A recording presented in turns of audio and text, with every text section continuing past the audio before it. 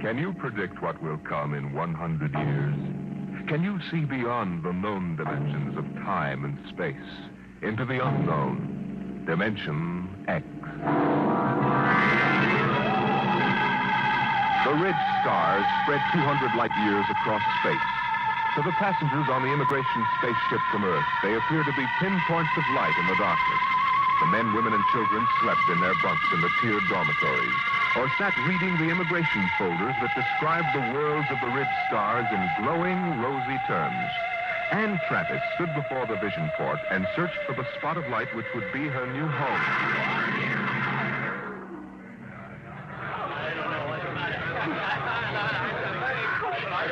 You can't tell which is which, can you? Well, I asked the steward for mine. There it is. You see? That nice, bright little star up in the left-hand corner? That one? Yes. Alpha 3. I'm going to meet my son there. He sent for me. Harry always was a good son. I used to say to my husband just before he died, Harry is a good son. I'm going to Dora 3. My sister's there. Oh, isn't that nice? It's a wonderful thing for a young girl like you to start life way out here. I used to tell Harry's father that if he had any spunk, he'd be out on the ridge stars making a fortune.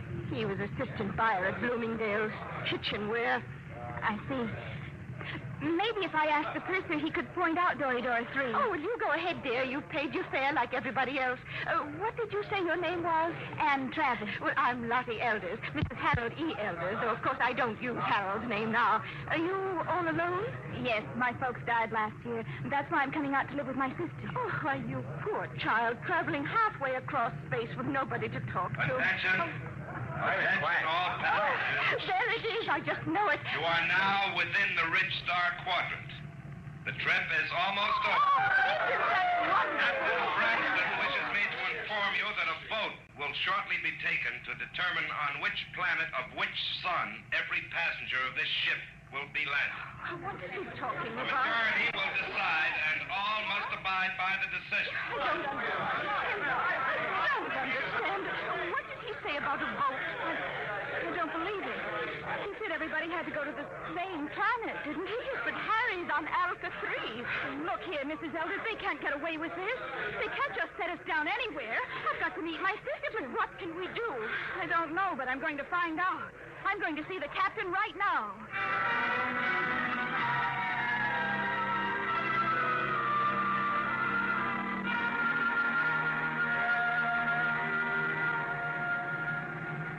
Landing manifest 12436. Cargo holds 1 through 12 at premium rate, including... I want to see the captain. Oh, look, I'm busy now. What kind of an outrage is this? I'm going to join my sister on Dora 3. That's where I bought my ticket for, and that's where I'm going. Vote or no vote. That's what you think, baby. I'll call you back, Jerry. I want to see the captain immediately. Do you hear? Yeah, sure, I hear. Perfect in both ears. What's the meaning of this? What are you people trying to get away with? We're not trying, sister. You're in space now, kid. We don't go by Earthside red tape. But my ticket... Oh, you can paste that in the scrapbook. That's all it's worth. Where you're going, kid, fortunes are made and lost every day. The rich stars are wide open, and what the big operators say goes. But my sister's waiting for me. Oh, she'll get tired. It's a game, kid, and you're in. The folder said you were encouraging immigration. Oh, sure. But all the improvements in Earthside working conditions in the past 50 years were to prevent wholesale immigration to the rich. That's why we have to cut the price of the tickets below cost to suck you immigrants out here. Why did you lie? Why won't you take us where we want to go? It's simple, kid. The only way to make a profit is to dump each shipload in one place. This cargo goes to Delphi, too. But the announcer said there was going to be a vote. Oh, sure. But we've got it rigged so Delphi, too, gets it. Simple, isn't it? But you can't. Oh, it's not so bad, Delphi. It's okay. Real balmy. Great world. Especially for a kid like you. But how would I get to my sister? She's expecting me on Dora 3. Can I take another ship? Not where you're going. What do you mean? Look, baby. Space travel is an Earthside monopoly. They own the patents on the rocket power that makes space travel possible. Now, the rich government offered a prize for a new kind of power that wouldn't infringe on Earth rocket patents. But until that drive is developed, you just won't get off, Delphi 2. can't travel to another planet? That's right. There isn't any public transport, and only a millionaire could afford a private jet. You mean I'm just stuck? Mm-hmm. Like a fly on flypaper. Hey, where you going? Back to my bunk. I want to lie down. Wait a minute. I'm afraid you can't leave here till that boat is taken. Why not? Well, I'm a kindly type, friendly fella. I always give a straight story to anybody, but that means I've got to keep them under wraps. So, you'll stay right here till we land on Delphi 2.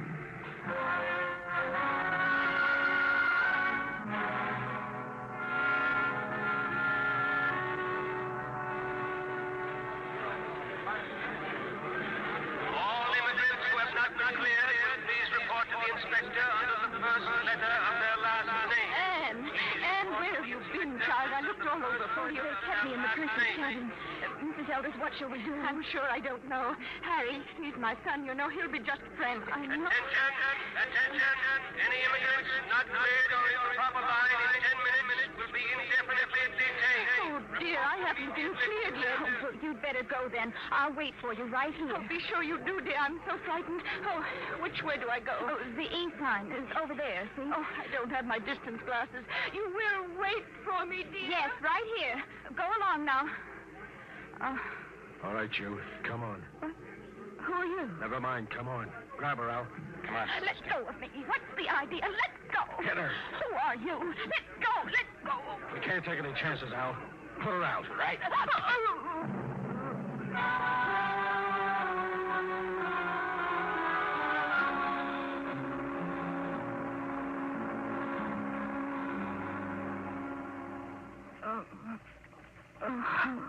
Come on, up. What happened? Come on, sit up. What? Who are you? Your face. That's a motor-driven face dissolver mask. I've read about them. I've never seen one. Who are you? That's why I'm wearing a mask, because I don't want you to know. But there must be... Look, lady, quit babbling. I hauled you in because you're pretty and intelligent-looking. But why? You're going to make 1,000 stellars for yourself, whether you like it or not. Now stop looking like a scared rabbit. You can't do this. I'll call the police. The police? What do you know about the Red Star government? Nothing. Obviously. Around here, things are different. Now, listen. You go to the New Sol Hotel. As soon as you're registered, you go to the Fair Play Employment Agency. They'll take care of you. Now, take this. It's a tape reel. Play it back in your room. It'll tell you what to do. After it's played once, it'll destroy itself. Is that clear? I don't understand this at all. Have you ever heard of the 7-day poison? I don't think so. Well, it's an interesting device. It feeds on the blood. On the 7th day, undergoes a chemical change, and... Very easy to use. You just inject it like this. Oh! Yeah, it's all over. For 7 days. The beauty of this poison is it can be made to look like a rock pattern in many thousands of small variations. But the only antidote must be some of the original poison at its base. And I have that. Don't get hysterical. I'll keep the antidote here. You can get it after you've done what I want. But I don't know where I am. I don't know who you are. What if something happens to you? That's your problem. But remember, the police can't help you. I have the antidote to the poison. All right, I'm through with her. Take her out and drop her at the hotel.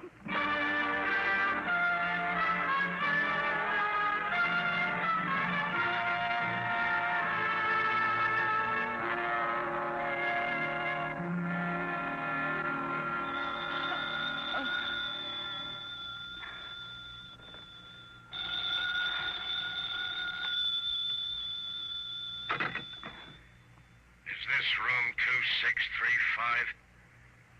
2635. Yes? And Travis? Yes? Who's this? Play that tape reel and get started. We'll be watching you. Hello? Hello? Hotel New Sol desk. Can I help you? I was cut off. Someone was speaking to me. I'm sorry, there was no incoming call on your line. Can I help you? No, No, never mind. I'd better play that tape. Guess you push this button. You will find in your purse a full cigarette case. Half of the cigarettes are doped. Tomorrow, you will be hired as private secretary to Arthur Blord. When you're alone with him, you will give him one of the cigarettes. The case ejects 2 at a time. The outer one is doped. When he's unconscious, push the brown knob on the case. That will call my men, and they will come for you. You must come with them if you wish the antidote to the poison. After that, you'll be transported to any Ridge Star you wish. As soon as you've played this reel, go to the Fair Play Employment Agency. There's no time to waste. Tomorrow, the 7-day poison will have only 6 days to go. Now that the reel is finished, it will destroy itself. Why do they have to pick me? Oh, for real. Come on, Travis. You've got 7 days.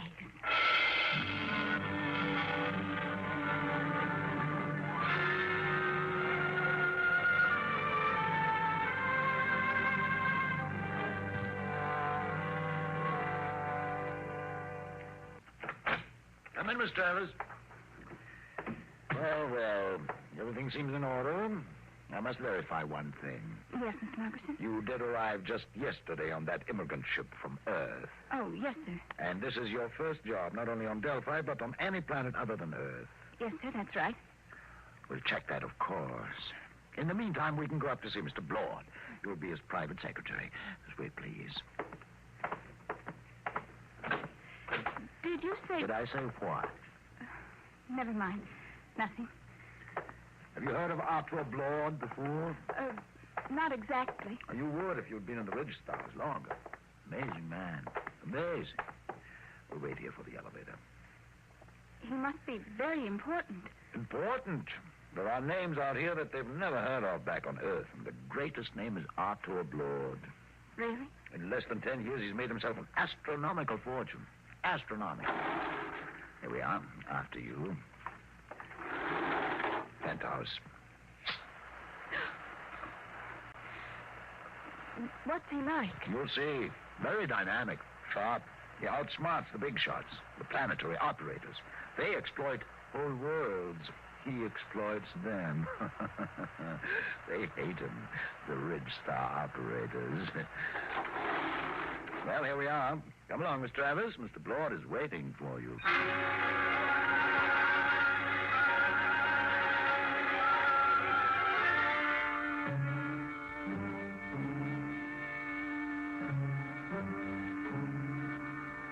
Mr. Blord, this is Ann Travis, her record and references. Not interested. You check them. Margerson, get out. Yes, Mr. Blord. Ready, Miss Travis? Yes, Mr. Blord. Take this dictation. Chromium field on Transion 4, value 100 billion stellars. Just plain slogging. Let somebody else do it. Tragona 7, Forest, all treasure wood, priceless. Dennis Carey, operator, hard, cruel, brilliant. Should be interesting.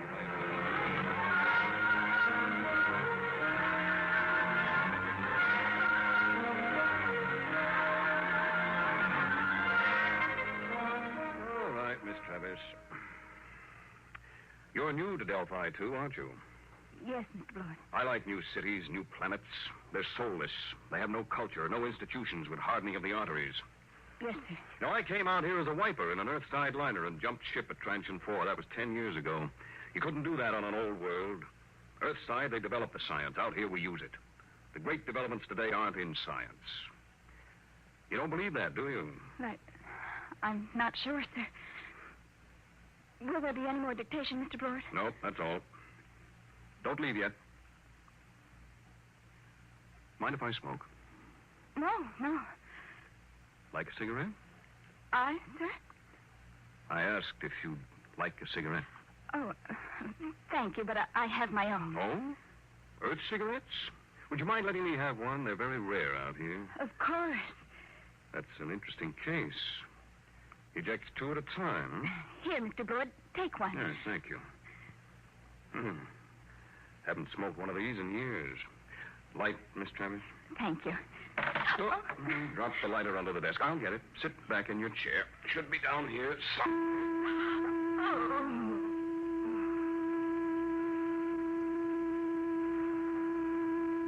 Miss Travis.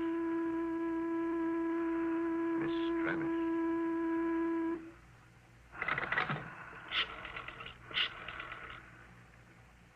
Hello, Dr. Gregg. Lord. I've got a girl here I want you to examine. No, she's out cold. Nope. Had her sitting in that wired chair, and I just threw the switch. There was something phony about her from the beginning. The pickup needle from her chair was jumping like a kangaroo, and when I mentioned cigarettes, it practically blew a fuse. That's what I want to find out. Why she should be carrying doped cigarettes. I want her examined. The full hypnotism treatment if necessary. I want to find out who sent her. I want to know who's gunning for me.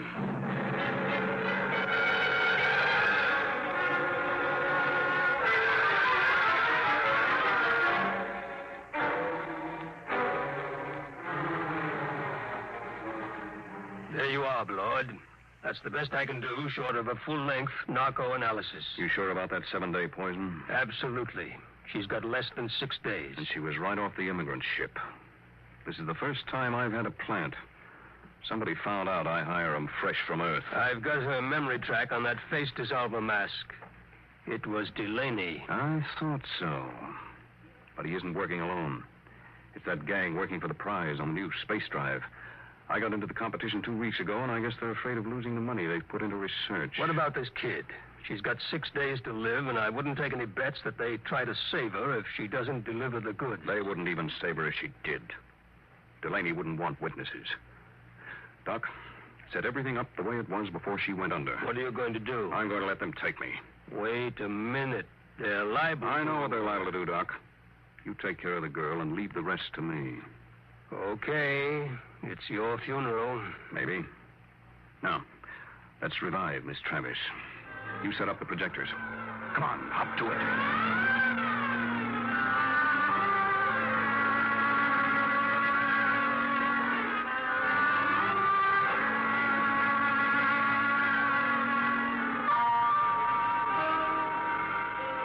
All set now.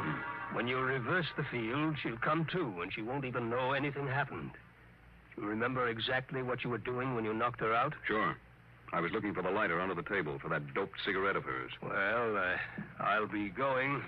Good luck, Artur. You'll need it. I'll be seeing you, Doc.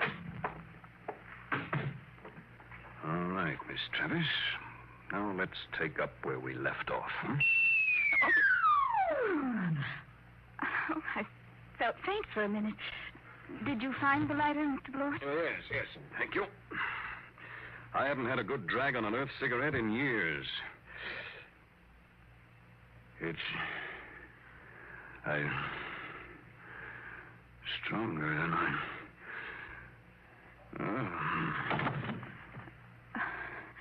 I've got to call those men now. Let's see the brown knob on the case.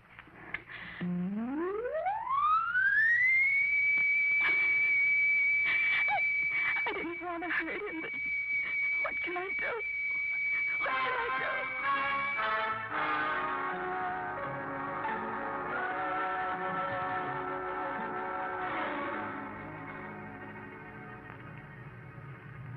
How's Blewett, Al? I'd like a light. This dame sure fixed him. Where are we going? What do you care? Tell her. In 6 days, it won't matter. The boss give orders. What's the difference? These two are dead ducks. What do you mean? You think the boss will give you that antidote? He promised. Al, he promised. Did he really? But did he give his scouts honor? You know, spit twice and cross his heart. Please, stop it. What will happen to him? Blewett? Oh, you got me. Last 3 guys I brought over here ended up in the disposal unit. You mean they'll kill him? Wouldn't be surprised. Oh, no, they couldn't. They don't play for marbles out here in the Ridge Stars. But the police... It's just like Earthside, sister. Police take their cut and arrest a couple of bindle stiffs every night to make it look good. Lord was playing around with some pretty big men. He knew what he was getting into. Oh, I didn't think they'd kill him. I don't know anything about the Ridge Stars. Oh, that's tough, lady. Real tough. There's the beam. We're hit. All right, fasten your straps. I'm taking her down.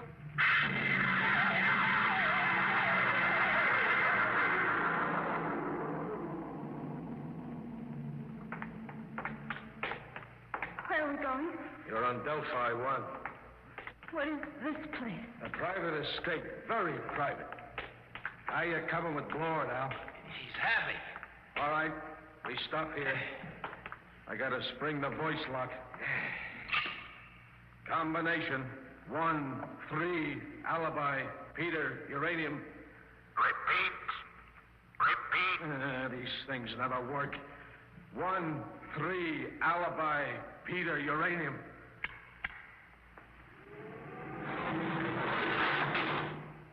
All right, drag him in now. Where do you want him, boss? Clamp him in the chair. Give me a hand, will you? Yeah. All right. Get his feet straight. Now throw the clamps. Inject the key stimulant. Right, boss. Tear off his sleeve, Al. All set, boss. Do we have to keep on the masks? I got a cold. No, I think we can do without them. Shut off the power. There we are. He's coming, too. Delaney.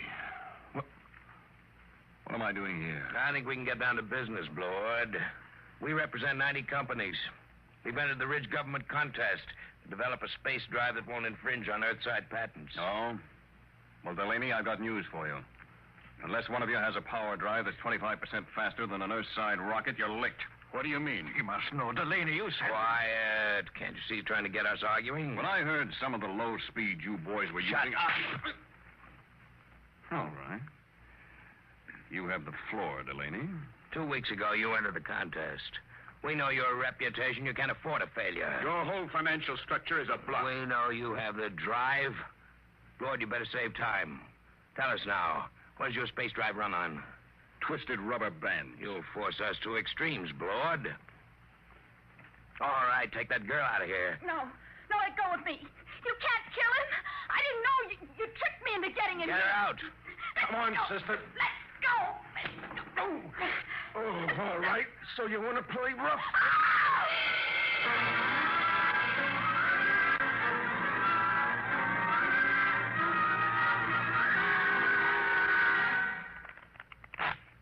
Okay, that's 23 you owe me. Your deal. Cut. I trust your deal. Oh, she's coming too, huh? That's nice. Deal from the top. Did they kill him? Who knows? You want the top card? No. Neither do I. Where is he? In there. They'll let him go, won't they? They've got to. I didn't realize they'd kill him. Well, thank you. Just the card I wanted. A pleasure, I'm sure. Look, you've got to tell me. Are they going to kill Mr. Blore? Look, lady. A, you are interrupting a very important card game. B, you're better off if they do kill Blord. Let's face it, kiddo. You crimped him good. Crimped him? You think he's going to like you for doping him and getting him into this mess? Blord's a tough guy. When he first come out to the ridge, he killed 3 men in the mining camp over on Tranching when they double-crossed him. Sure, if he ever gets out of this, I wouldn't bet a lead slug on your life. I'll go with 10. Please. Tough luck, Sonny. I got 3. And doubled for spades. Yep, if Blord gets loose, I wouldn't want to be in your place. But I didn't understand. They tricked me. I don't think Blord will sympathize. Deal the cards, will you? Hold it. Lord, you're a crawling rat. I'm a realist, Delaney. He's alive. You got me. So I'll make a deal. Now, look. We form a joint stock company. Each of you signs over his patent rights to the new firm, and we split the shares. You hear that? You get my space drive.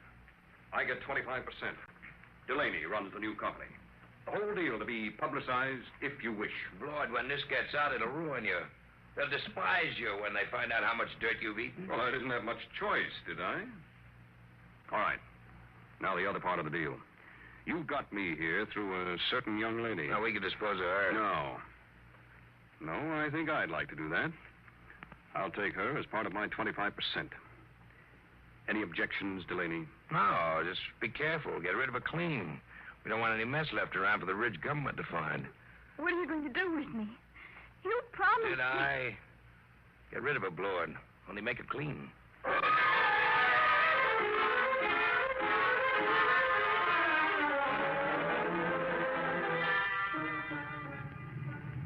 You can loosen your strap now.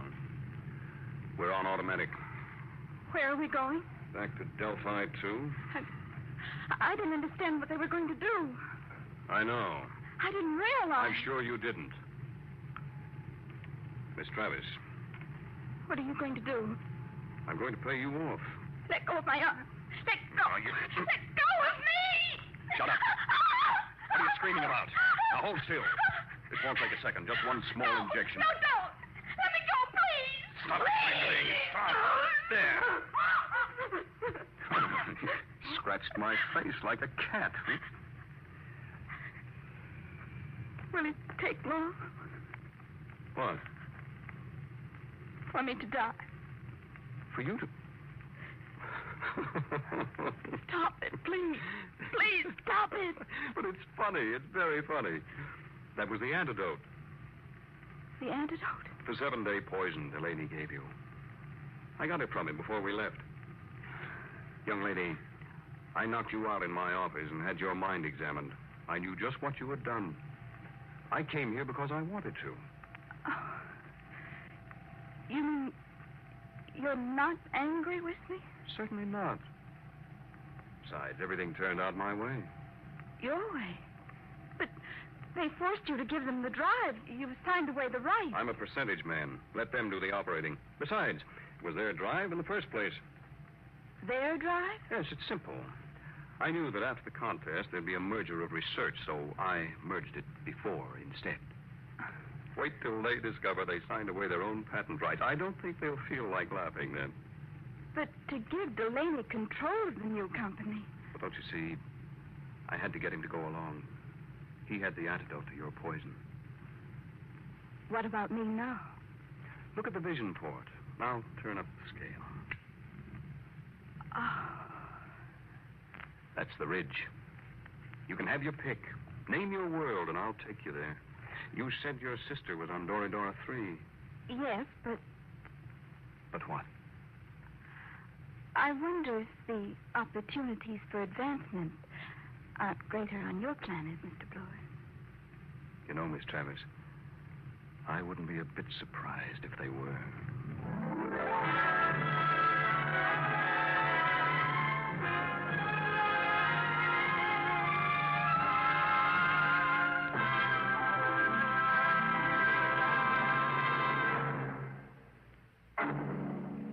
How would you like to live in a world no larger than a single gigantic rocket ship?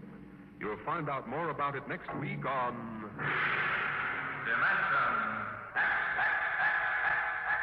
Today, Dimension X's transcribed competition, adapted for radio by Ernest Kenoy from a story by E.M. Hull, featured in the...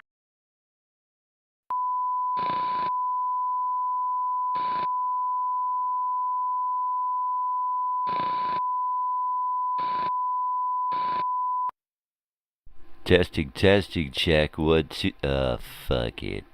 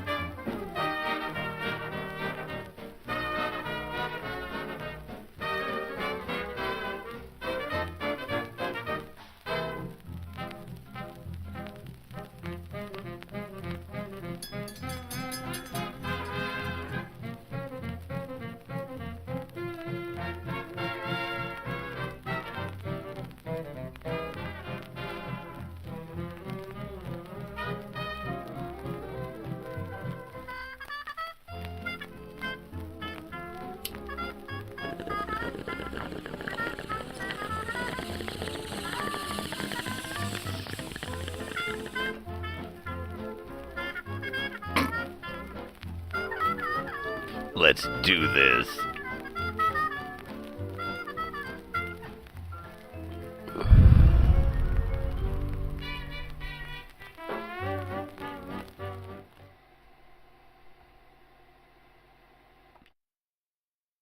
Hey, that's my cue. Good morning, people. How are you? Hi, hey, hi, howdy. What's going on? Hey, Joey, what's up, man? You almost there? Are you almost there? You should be almost there.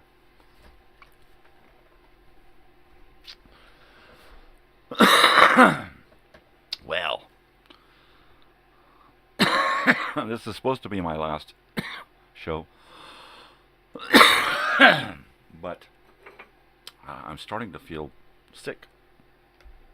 The tickle in my throat last night has turned into chest pain and congestion.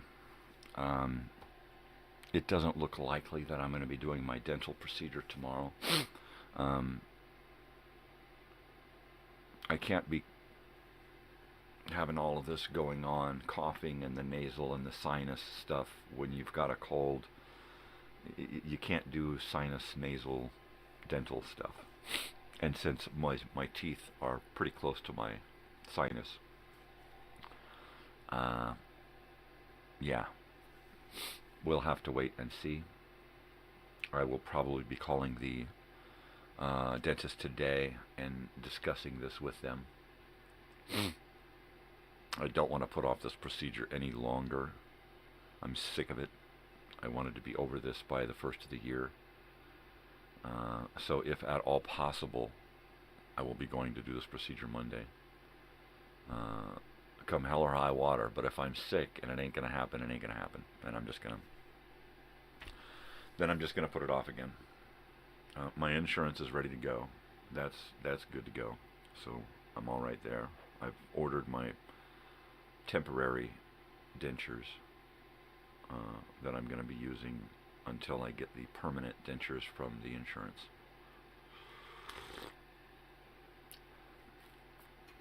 So it's just a wait and see kind of thing. I am getting the congestion, cough, sniffles, that pain right down in here that you get when you're getting a lung thing going on. So last night I was in here working on the video time machine. Got it done. Yay. Have to upload it. Bummer. Bummer because if I upload it, I may have to rework it and redo it. And I hate that. But I got done at it was after 1.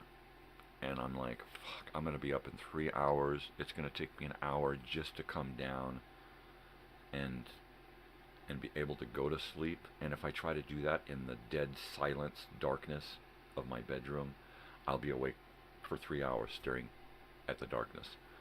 So I turned the TV on in here in the living room, and I threw myself on the couch. We got a couch. And I passed out on the freaking couch. And the first hour was beautiful. First hour and a half, and then I had to get up, take a leak. And then, because the TV was off, it was quiet. I laid down. It was like, nope, too quiet. I got up, put a fan on, and then was able to go right back to sleep. I did not want to wake up. I did not want to wake up. No.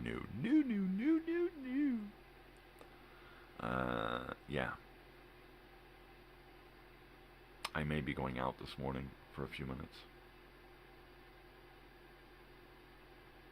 to go check on some paperwork. But other than that, I think I am going to be homebound most of the day. I've got to upload that video time machine. I've got to do my checks and then redo it and re-upload it if I need to and try to get it on. It's almost an hour long. So I really don't want to pull anything from the episode. I hope I didn't put anything in there copyright worthy. So we'll see. We'll see. I finished an entire 10 video upload yesterday. 10 videos. 5 in the morning. Well, a few in the morning and then a few through the day and then the last 5 at night. I got 7 videos to upload. Well, 8 video time machine, but I got 7 videos. Let me go ahead and move my, well, I don't want it too much in the way there. There we go. I've got to upload my Shadow, Dragnet, Sam Spade, Gildersleeve, and Nightbeat. And Philip Marlowe, Lights Out, and the Video Time Machine. That's it. 8 videos. I should get away with doing half of those today and half of those tonight. And then that will take me all the way through the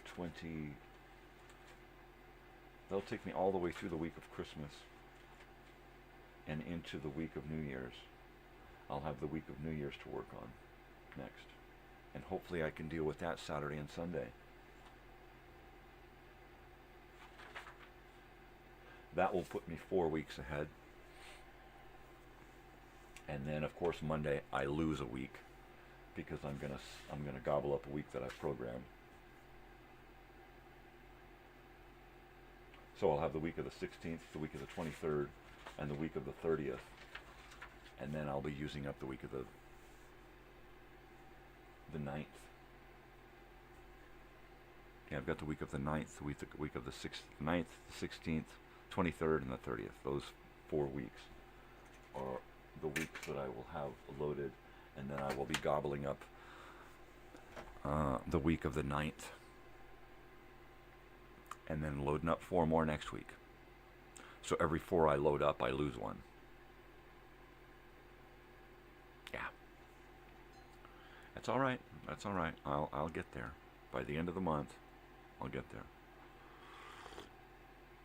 So teeth or no teeth, I want to go see Big Sandy and his Fly Right Boys. I just found out yesterday they are coming back to Pappy and Harriet's. And it's been a year, 2 years since they were last here. So I begged my daughter to get tickets because I don't do that kind of stuff. I'm not equipped here or on my phone to do tickets. So I'm like, please get tickets, please get tickets. Get 3 tickets because you're going to want to go and we're going to want you to go and Mom's going to go because hopefully some friends will go. Hint, hint. So we'll see. We shall see. My biggest thing is the last time we saw them, I talked to him after the show, and he said, "Oh, I didn't know you were a Freddie Fender fan. You should have said so out in the audience, and I would have played a whole Freddie Fender set." And I'm like, "Okay, it's on now, brother." So I am going to do my homework and come up with a bunch of songs for him, hopefully to sing.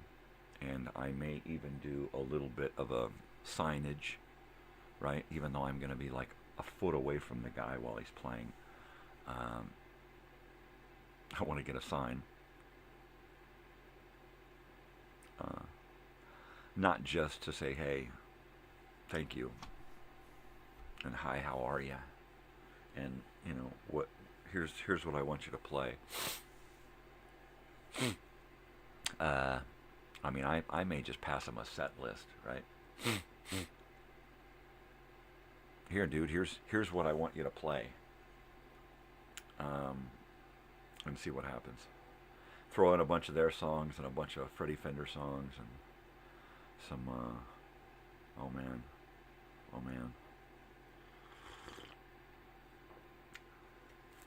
Oh man, these guys are so good. They're so fucking good.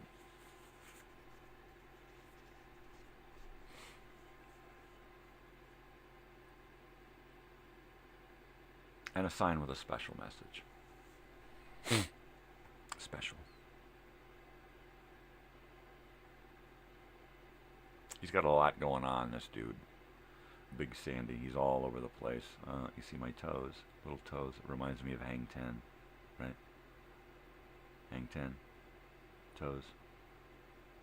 Hang 10. Hang 10. Hang 10.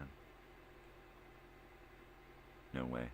No way. Way, no way. Way, no way. Oh, man, way. Ah, jeez. Where's my hooper booper? There it is. I don't want that one. I want this one. If I am getting ill, I gotta start popping some pills today and start drinking some NyQuil when I go to sleep. That usually helps. The NyQuil helps me to sleep through the night and not cough all night long. Oh, you can hear it in my throat. Oh, yeah, I'm sick. I can feel it. So I'll probably switch to edibles sooner than I expected to.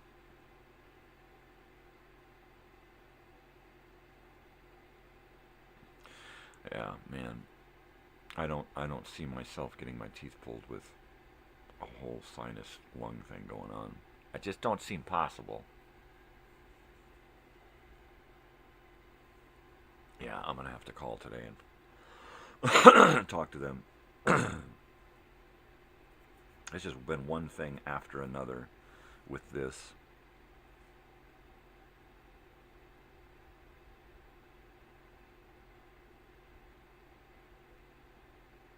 If I can at all possibly make this freaking happen Monday, I'm gonna do it. If they say, no, you're sick, you can't do this, then I'm screwed. I'm just screwed. If they say it's up to me, it's going to depend on how I feel Monday.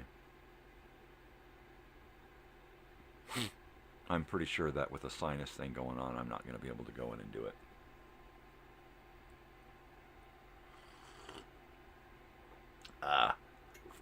Although they'll probably have to give me antibiotics to keep me from getting an infection or whatever they do when that happens.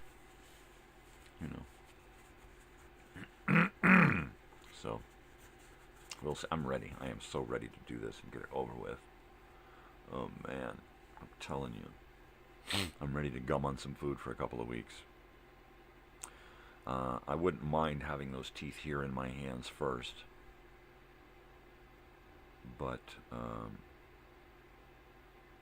we'll see. We shall see, babies.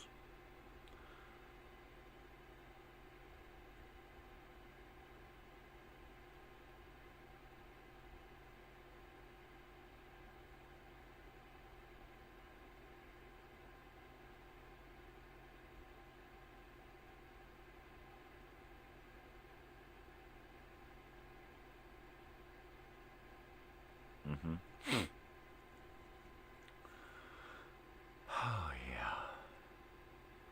Totally. Anyways, how's it going, Holmes? What's up, man?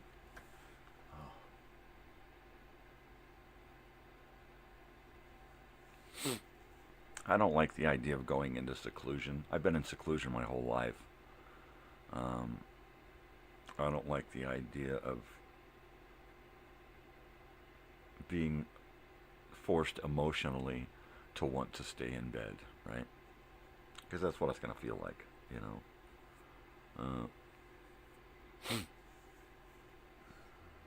I mean, for a whole couple of weeks, I just have to sit there with nothing in my mouth, right?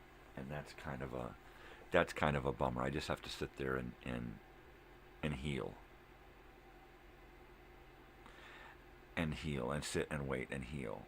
And the only thing that I can think of to make that go by quicker is to just keep busy making videos, uploading videos, making videos, uploading videos. That's all I can think of. You know, keep some music playing, keep some kind of movie or TV show playing, keep the input blasting, and keep me distracted. And then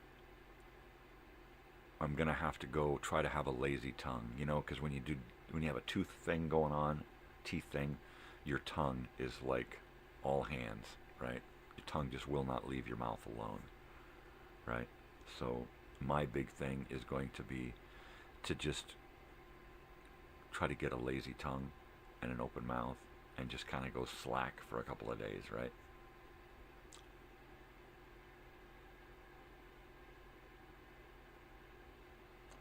So I expect a lot of drool.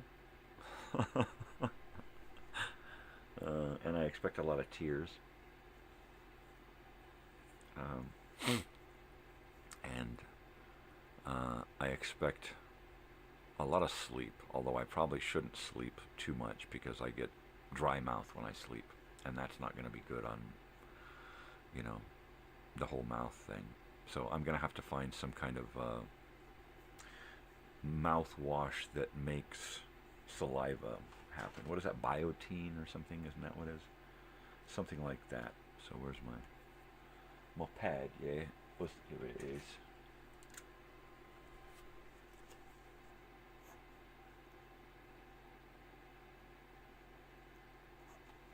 And we'll see what happens. But I'm ready. I mean, I'm ready for a break from the morning show, but I'm not ready to be, like, done with it. And that's what I don't want to do. I don't want to be gone so long. But every morning I've got extra time now to work on stuff because I won't be doing this.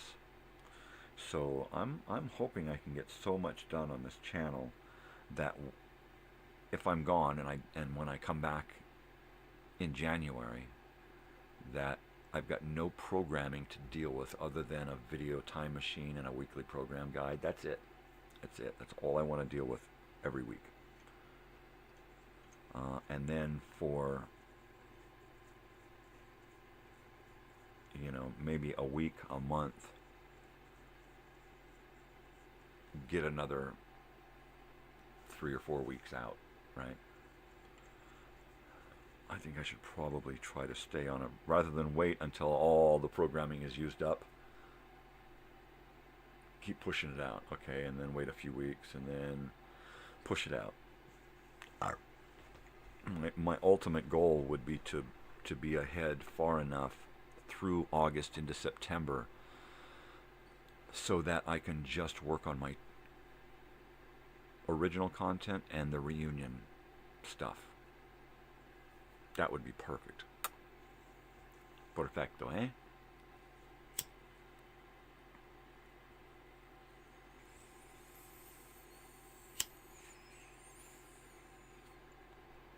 We'll see.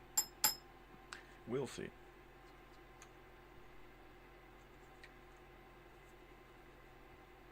I'm hoping I get that donation coming through today so that I can send out this person's shirts.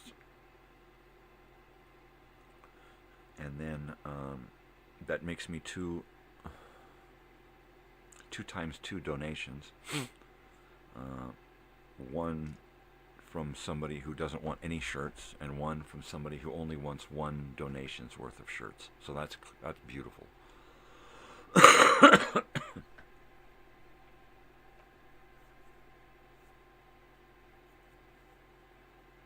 But I need donation money to come in, and I need it to come in through the mail. That's really going to be important.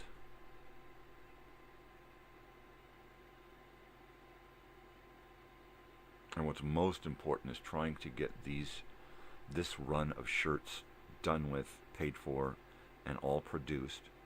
Because I don't even have them all produced. They're not paid for, so they're not all produced. So, and I don't want to do little steps anymore. I just want to do the whole kit and caboodle, one last run, save another setup fee and all that.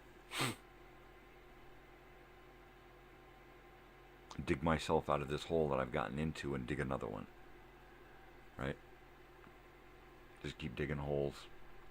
And then hopefully at some point I will have enough holes dug that they will later start filling up with donations, right? That's all I can hope.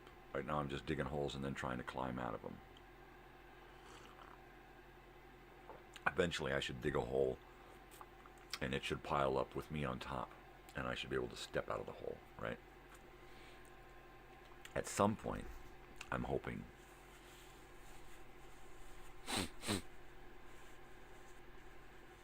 I don't know. I really want to try to stay. I'm not even going to think about shirts when I'm on my hiatus. I can't. I will have way too much going on in my head to bring me down.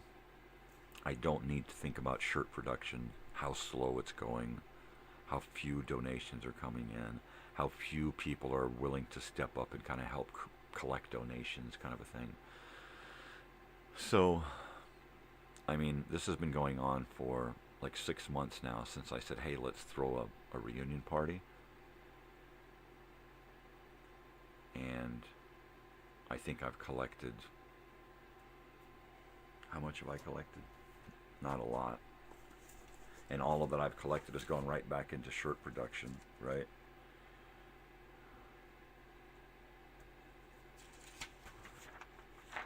$700 in donations so far. 50 of that is mine.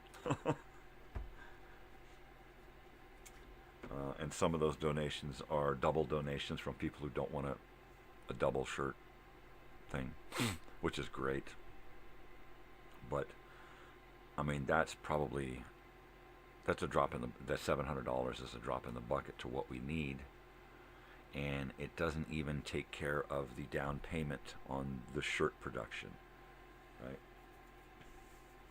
I actually need about that much more so that I can finish producing all of the shirts, and then we can pay off the shirts and use whatever money is left that comes in to roll into the next shirts. And the next shirts, I think I'm going to buy the shirts from someplace and have them all produced at once to save costs. My audio is low. It's probably just me being too far from the microphone. How's that? Is that better? Yo, Jake, what it be? Where you at, man? Yeah. Well, my monitors all look good, so it just must be that I was too far from the microphone. I'll turn it up. There, and then I can step back a little bit. Are you guys there yet? Are you freaking there? Where did you have breakfast? Are you going to get breakfast now? What's going on? Yeah, I wish I was better. Like Mo Betta. Yeah, baby.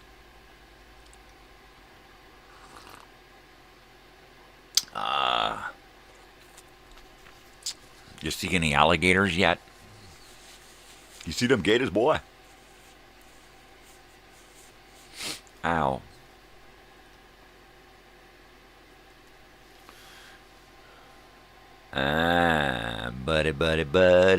Buddy. Righteous. That's what I call Sam, my dog. Buddy. Hey, buddy. What's going on, buddy? Hey, buddy.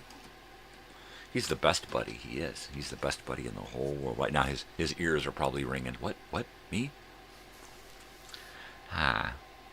7.5 hours. That's good. That's good.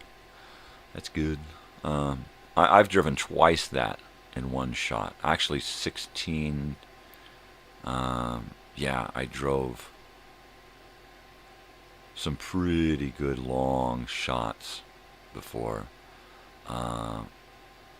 I think 18 about as my longest driving behind the wheel, one shot.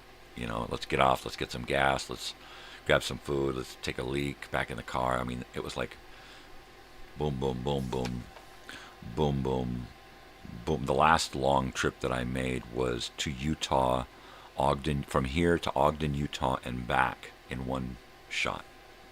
One, just drive up, turn around, and come back. Yeah, baby. I was a machine. It was dumping snow. I was driving 100 miles an hour in the dumping snow with snow on the freeway, and I'm just driving. I'm flying by people who are just driving 50 miles an hour and are just spinning off the highway. Woo, and I'm just, you know.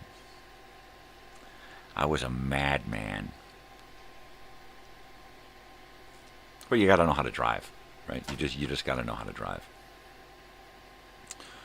And man, driving is my thing. I love to drive. I dig it. I love it. I dig driving, baby. I'm going to fucking sit here and smoke a bunch more weed because I think I'm getting sick. This tickle, man, right here, right there. It was just a tickle last night. Now it's a pain. It's a painful tickle. It's a snarl. It's like I got a little barbed wire right here. And you can hear it in my throat, too. You can...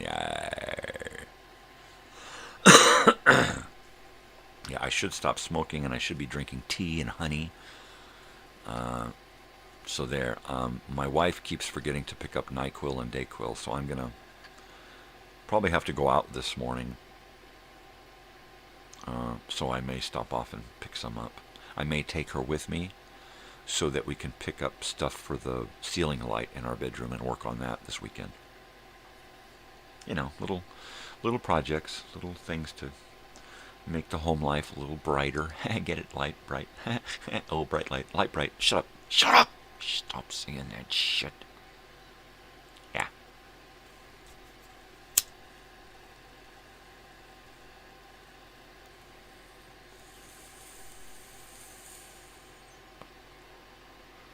Yeah. So last night,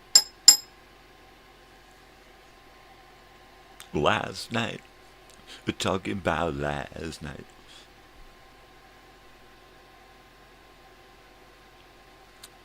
I watched a few movies, sitting here, editing, doing stuff. I did what did I watch?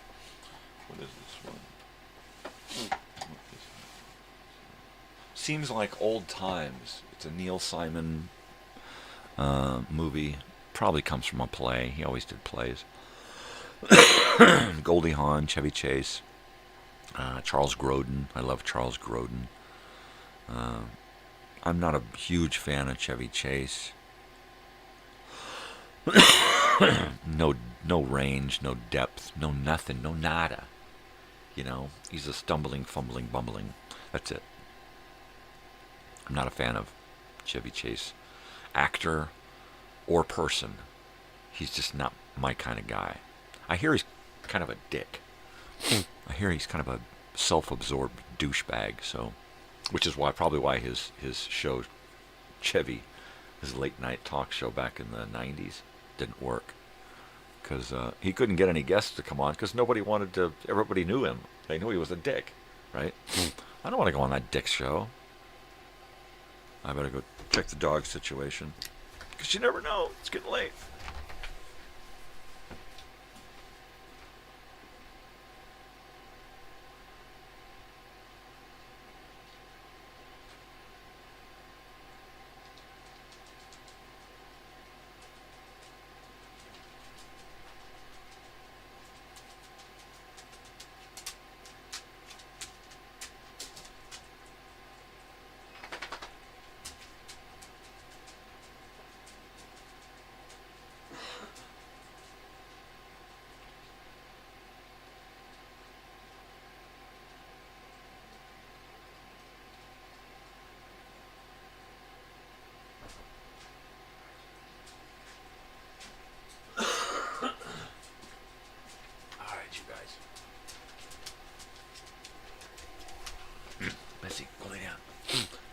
And you stay off of my couch. No, that's my bed right now. No, yeah, go lay down. There you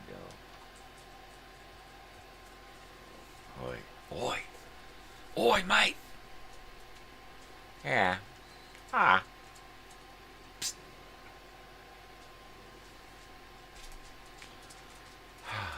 Man. I got a door open in case Sam wants to go out. Talking about last night. What is that? Traveling Wilburys. That's who it is. Oh man, this needs heat. I need heat, man. You got to have heat, man. Alright, let me get heat and figure out what these dogs are going to do so I can get stationary.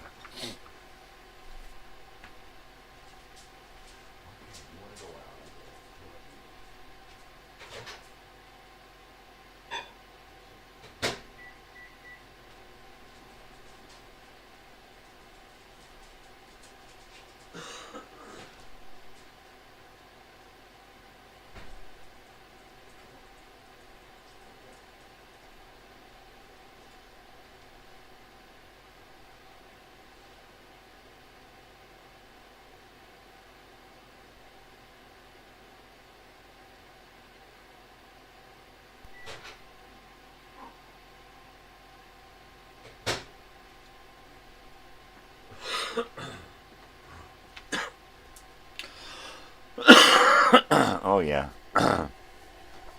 Stupid cough. Wouldn't you know it?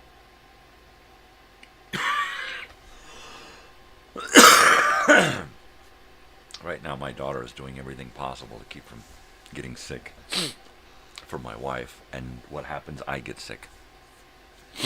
That's fine, as long as it only affects me.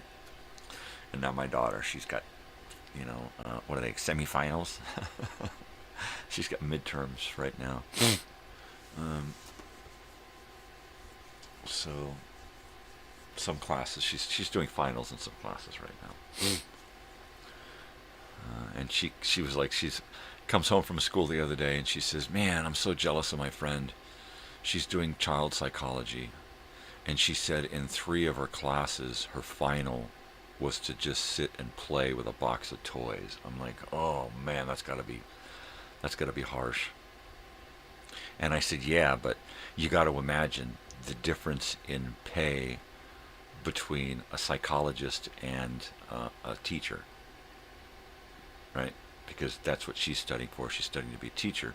My daughter's studying to be a psychologist, which means, of course, she'll have to get her master's in order for this to be a big thing. But it's not like she has to go after her master's right now. Just accomplishing your bachelor's, you can get your master's by taking a couple of classes here and there until it's done, right? She's done her her bachelor's up until what? She's going to be 22. So that means that if she does her master's, she can take till she's 30 to do her master's, right? A couple of classes here, a couple of classes there. What are you going to do, eh?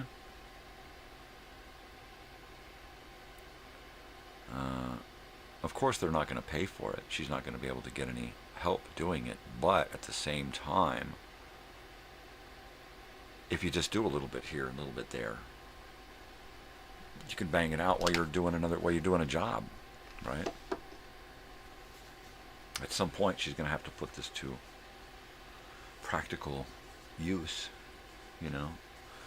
I said, you need to maybe study art, go back and get a bachelor's in art, and then, you know, pair that with psychology and your love of animals and music and stuff, and try to do something there, you know.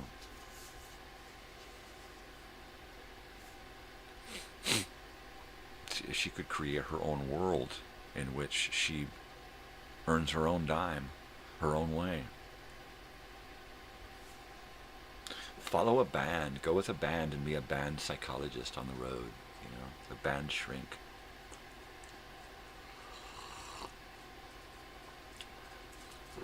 Hi, Sam. You want to go with Natalie? Huh? You want to get in my bed? You don't know what you want to do? Good morning.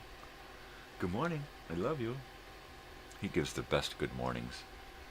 Gives you the best look and good wag, a really good wag. You want to get in bed? You want to get in bed? You want to go in the toilet?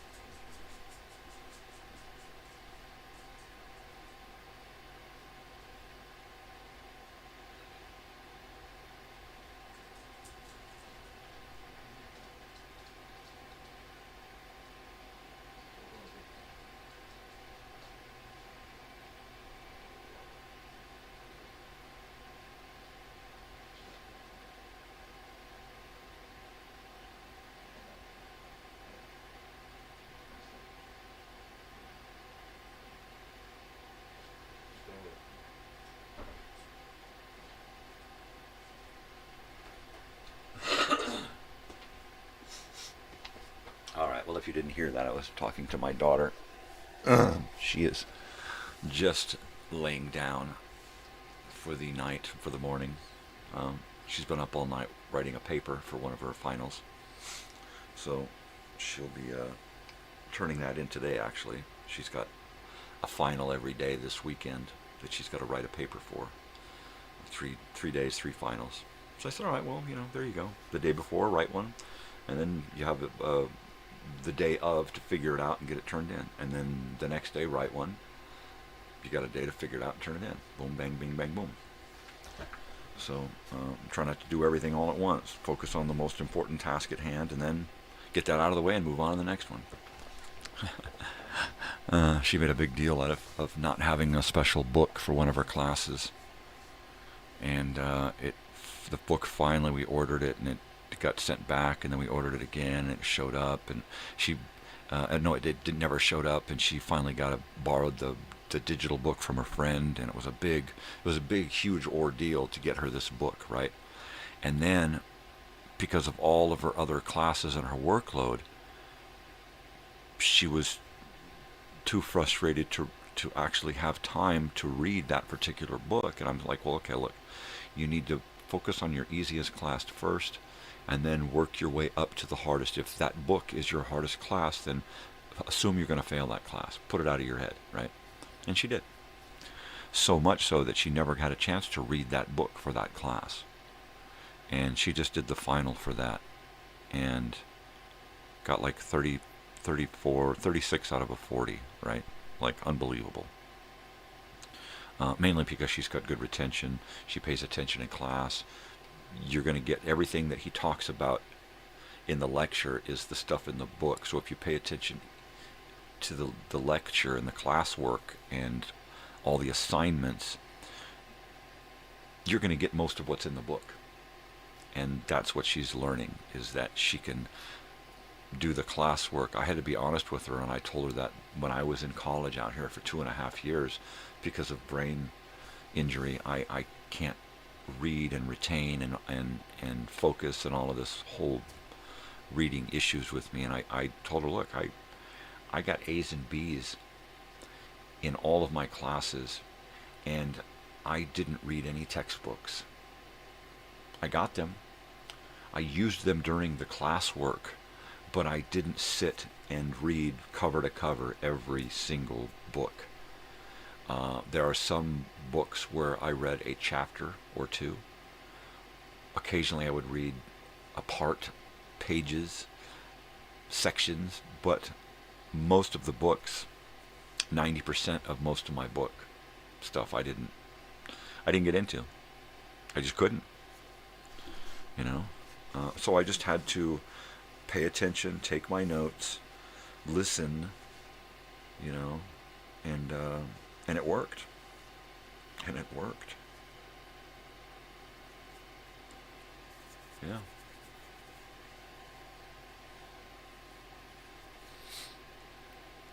Hang 10.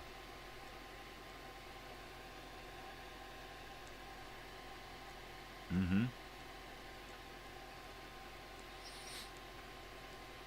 Mm-hmm.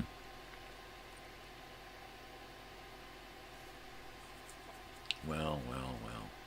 That's not even 6.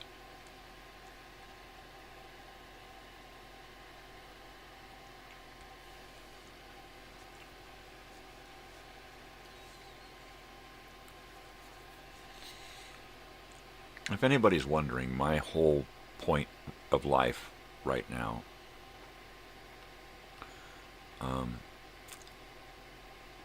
is just to enjoy it the best I can in my own way. That's it. Spending as much time with my girls as I can, my wife and my daughter. Spending as much time as I can with those who will let me spend time with them. Being with my dogs all the time. That's another reason I don't want to leave the house. You know, if I have to, we'll put them all in the van and take the van somewhere. But I don't want to. It's a dangerous world. I would rather they stay at home. You know, I'm a very protective father when it comes to my dogs.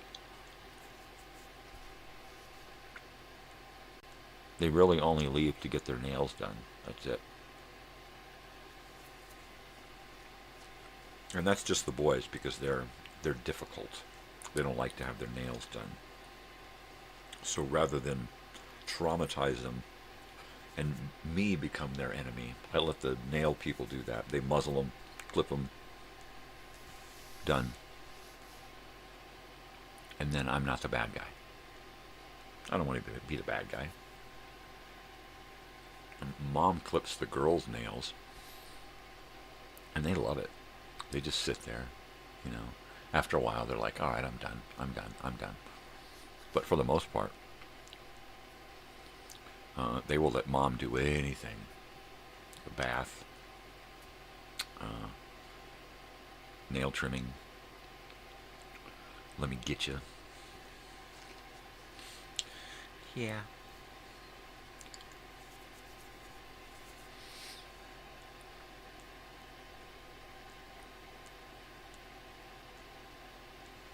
Mm-mm-mm.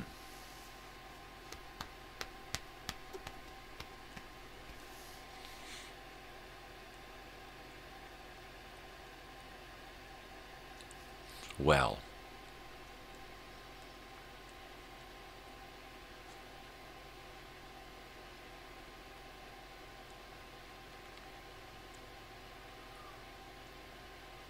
drifting, spacing, drifting.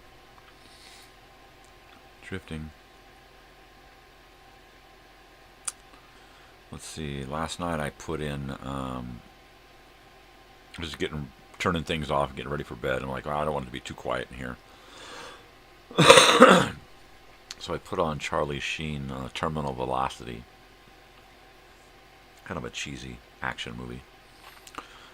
Nastasia Henstridge or whatever.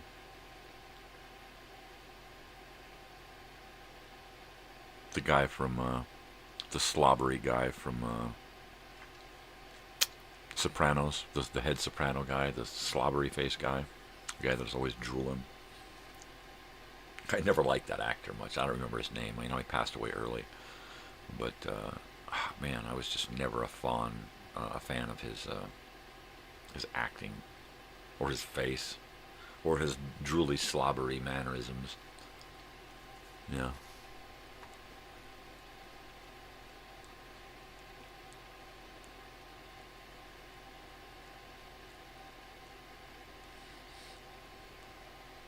I like The Sopranos.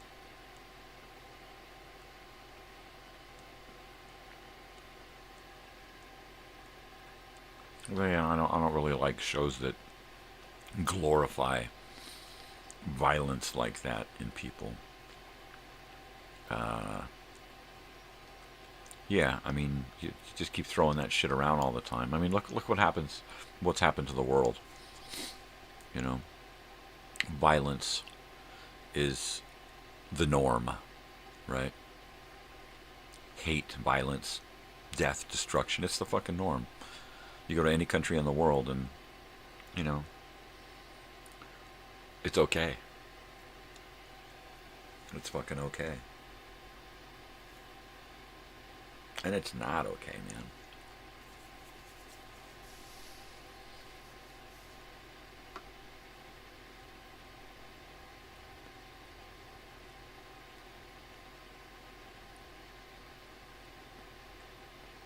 Mm-hmm.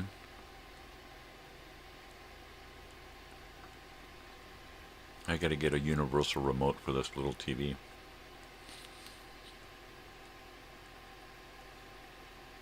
I'm gonna have to find an old one though.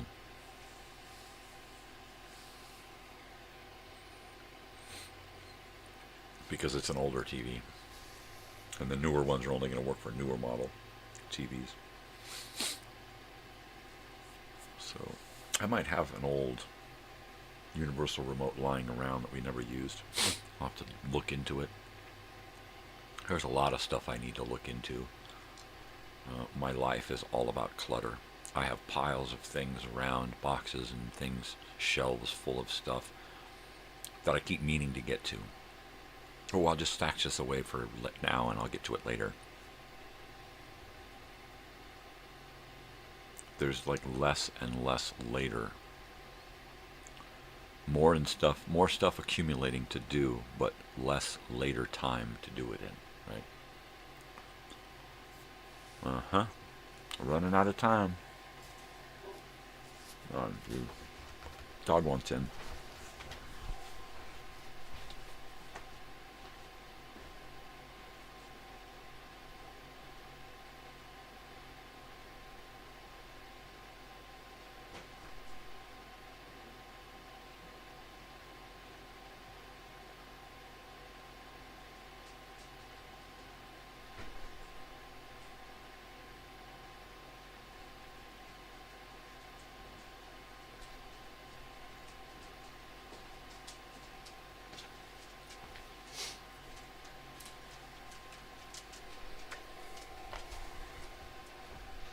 The wife and I watched another episode of Columbo last night. She says, it says episode 1. And I said, most of them are episode 1s because they're short seasons. They're like a couple of movies a year. I mean, it was a weird show.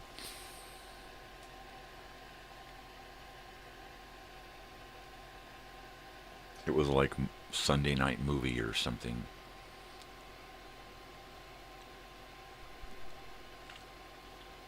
Yeah, it was a weird show. It was like I can't remember if it was a Sunday night, but it was like a weekly movie, right?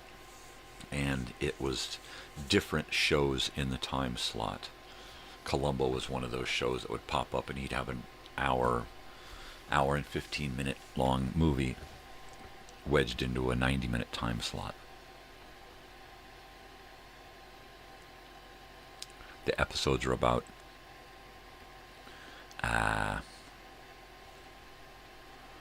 about an hour and 14 minutes, I think.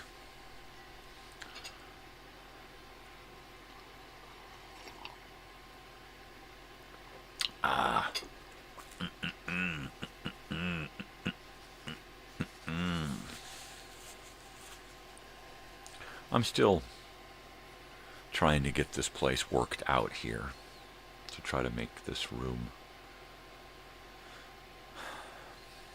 functional, functional.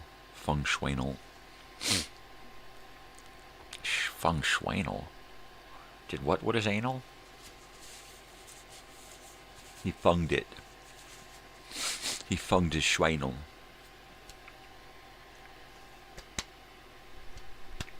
Ooh, this video time machine. Interesting.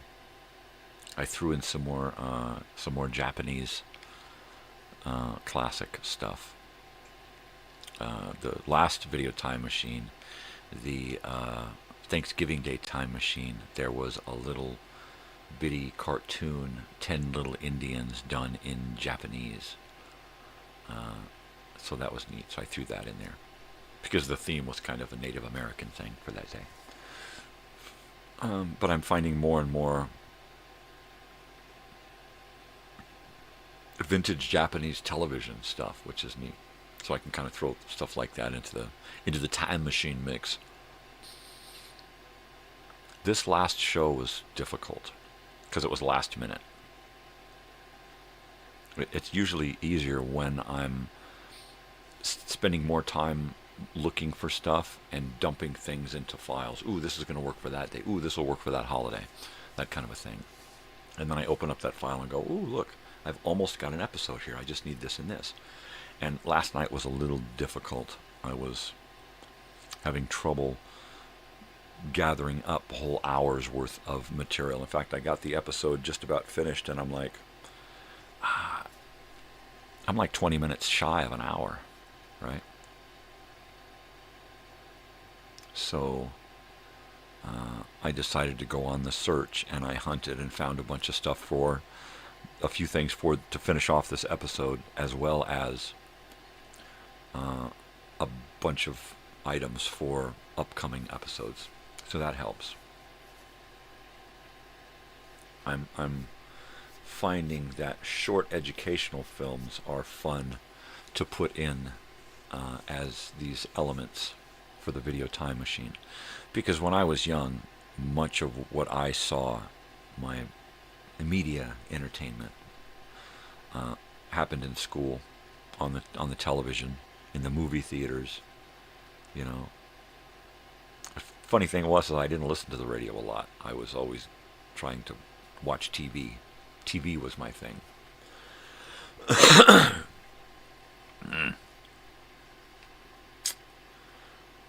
Yeah. So, news broadcasts, I'm really trying to find good news broadcasts where I can just take a little snippet of news. You know, the news break, commercial news break, where they give you what's coming up on this evening's news, what they're going to talk about, and then more after this commercial, and then they tell you a little bit more about what they're going to talk about this evening on the news. Those little breaks I like, because you get a little time capsule, a little snippet of time what's going on in the world. I need more heat, man. More heat, George. What's going on there, George? All right, let me get some more heat. Right back.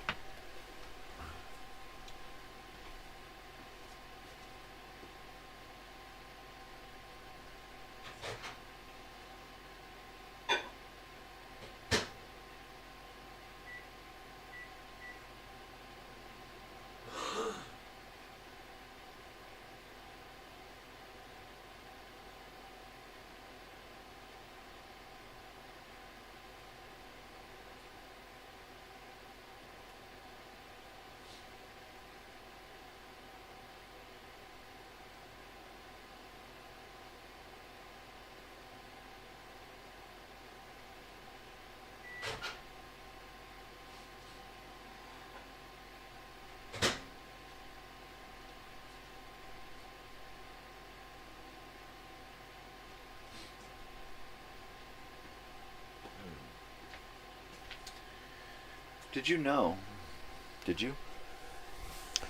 that a lot of wooden cutting boards are actually pressed bamboo, right?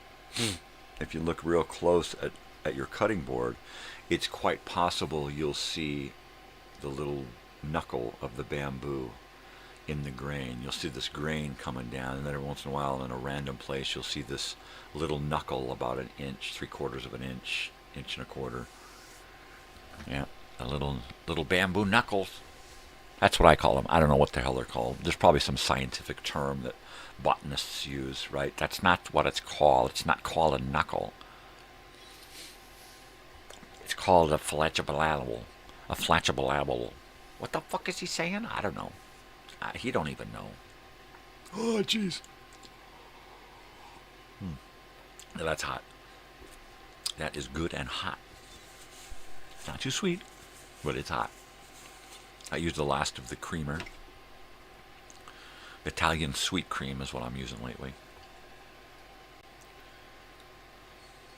Totally. God, it's not even 6 o'clock here. This morning is just, I guess because it's supposed to be my last show. It's really hanging on here. Really.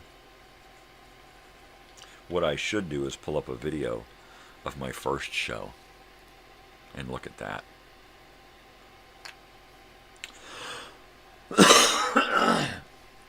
Maybe we'll do that at some point.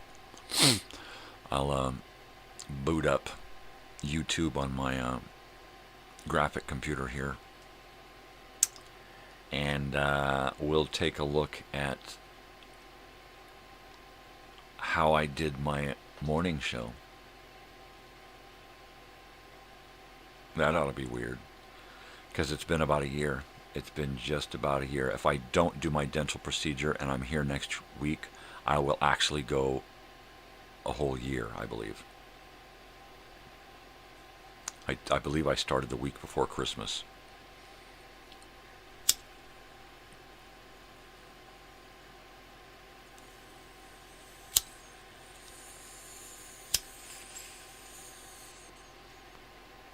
Yeah, I think my friend fucked me over the first week is when he did that.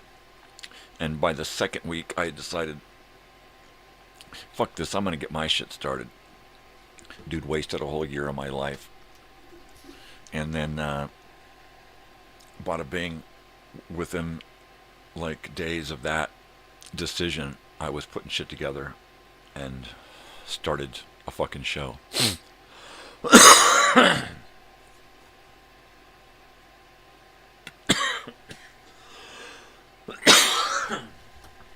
Oh yeah. I am gonna have to get on to some medication, some healing.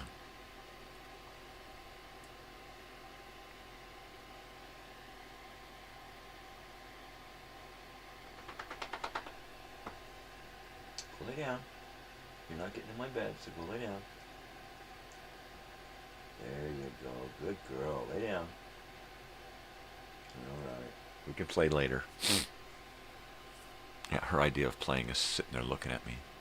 Are we playing yet? She got a big, giant, comfy bed in the corner there. She'll be fine. One thing my dogs get from me is a lot of love. My dogs will actually get upset with me because I just overlove them. They'll be like, "Oh, I'm trying to sleep. Give me a break." "Oh, okay, fine. Give me a kiss." "Okay, now let me sleep." "Oh, I'm trying to sleep." Literally, I'll grab the dog and I'll put my arms around him and I'll go to hug him and they'll be like,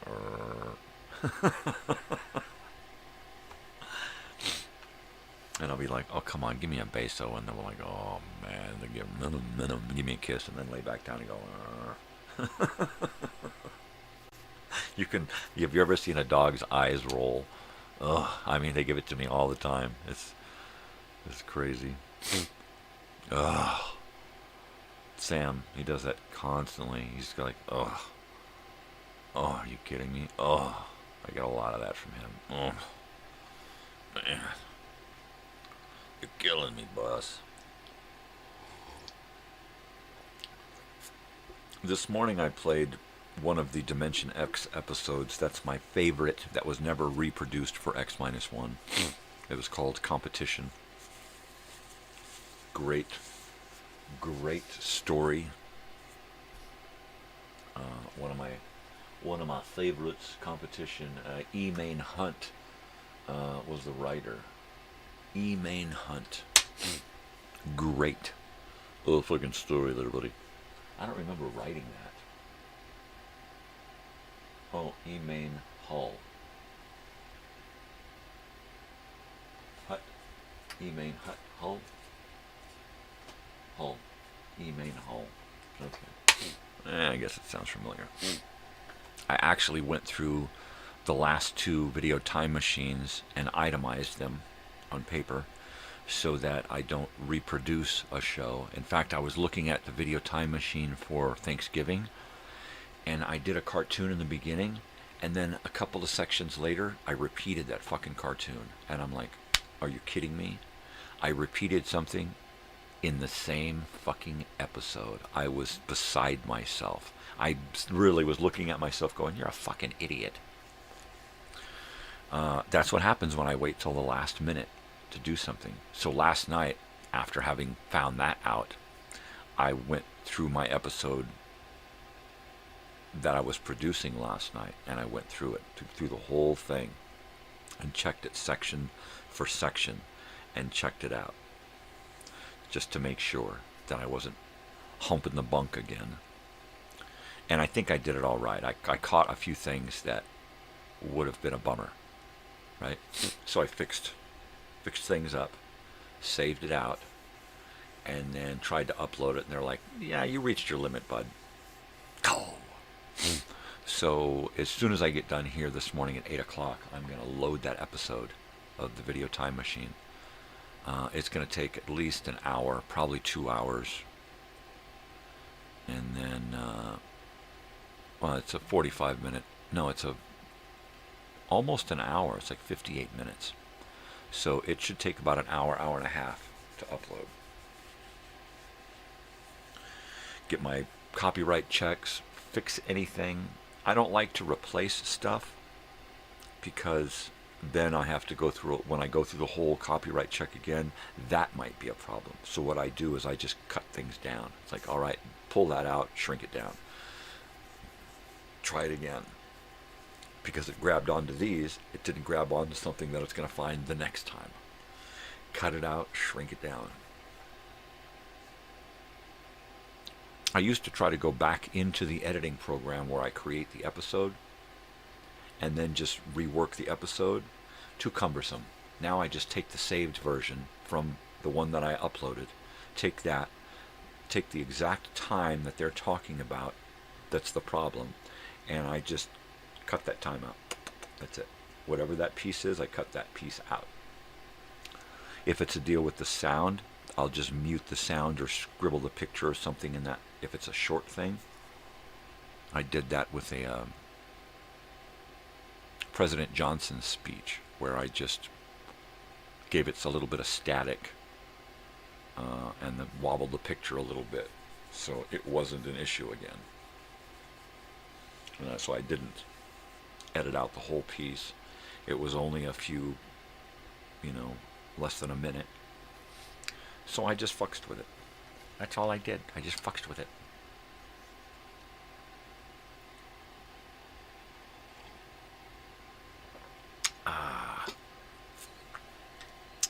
Yeah. Well, now that I'm feeling ill, I really don't feel like doing much away from the house. If I get too ill, I won't even be doing this, which is really going to be a bummer because it's going to take away from my 2-month out programming plan.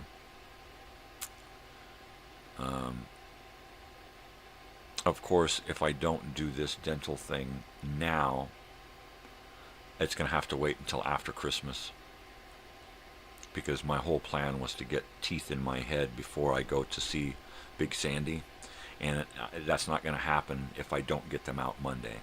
If I don't get my teeth out Monday, I won't be into dentures 2 weeks after that. The dentures are in the mail. They're coming. So there we go. That's my conundrum. There's my quandary.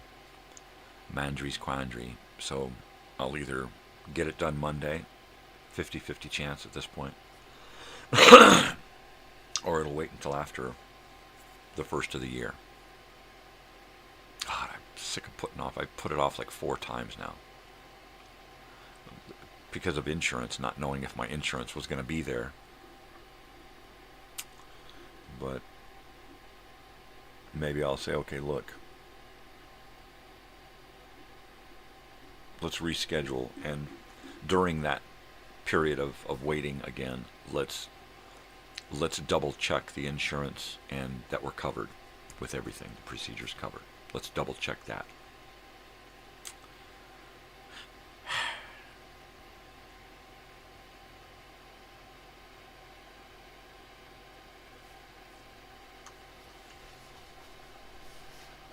Yeah. I almost went into space there for a second. If I'd have let myself go, you'd have been sitting here watching. What's wrong with him? Well, I'm just, he's spacing out again. He's time traveling big time. That's big time travel. Yeah, sometimes I go, man. I will go and I will just be gone. You know? At one point in my life, I was, I had hoped that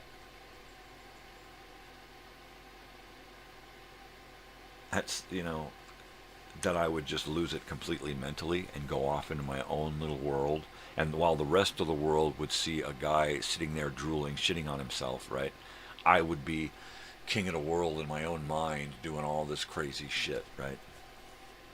What's wrong with him? I don't know. He don't say nothing. He just sits there and stares into space. Because sometimes I do. I just stare into space. And I come back and go, oh, fuck, man. Why did I have to come back? I was much happier over there in that memory. In that imagining. Oh, yeah. I can go, baby. I can send it. Yeah. Yeah. Oh, look.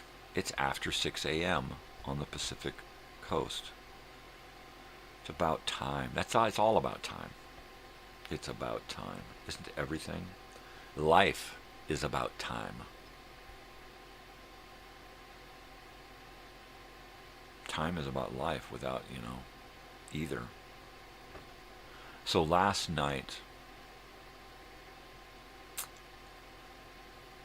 I finally watched a Ronnie Howard movie that I have been trying to watch since I finished reading that book, The Boys, by Ron Howard and his brother Clint Howard.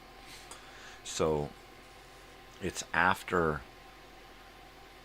Andy Griffith and Opie Has No Work, and it's before American Graffiti.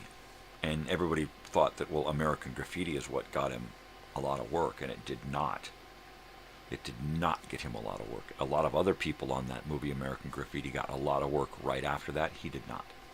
He had to go into his yard and make movies with his brother, right? Because he had no, he had no work. But he got this job to work on this Western film in 1970, I think. It was like he had been out of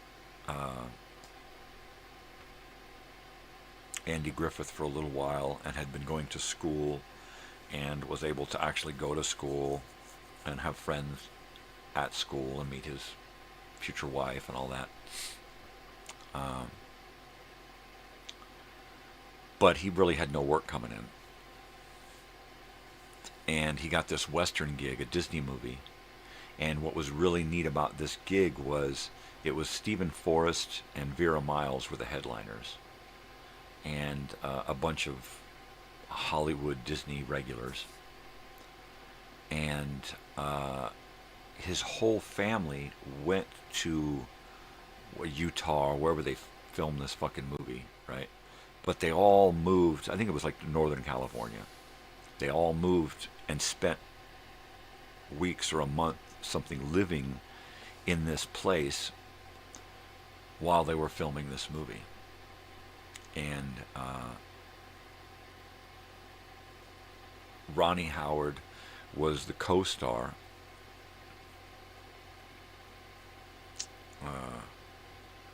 And his little brother Clint was he was on the bill, right? He played Ronnie's little brother, Virgil and Andrew.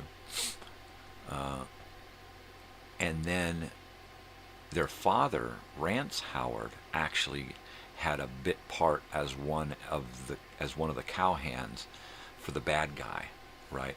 And Rance had this great big beard, just looked at his beautiful big beard. And he had just a classic cowboy face and stance, and he wore the Western garb just so perfect, because that's what he was from. And I don't remember, I'll have to check, I don't remember if Mom made it into the movie anywhere. But it was a really, really good movie. I had to actually move forward on a couple of spots. Part of the subplot was a horse that accidentally got shot at, and while it didn't get shot, it reared up and fell backwards down an embankment and injured itself, and it was pregnant. And so they had to heal this mother and birth the baby and then raise the baby and take care of the mother, and took care of these two animals together. So but during the injury part of the animal, I had to just say, I can't watch that. So I had to bump it forward a little bit. But other than that, I enjoyed the hell out of it. It didn't go exactly how I expected it at the end, but pretty damn close. Because it was a Disney movie. They give you what you expect. And, yeah, it was really good. It was really, really good. I wasn't fond of the female character. Vera Miles is a great actress, but the character that she played wasn't really... She played a lady from back east who didn't really want to come here, so she struggled with being out in the West the whole time, right?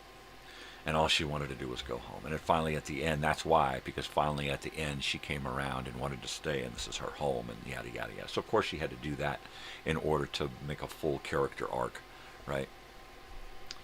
It was a really, really good movie, good vehicle for Ronnie Howard and his brother Clint, and even Rance.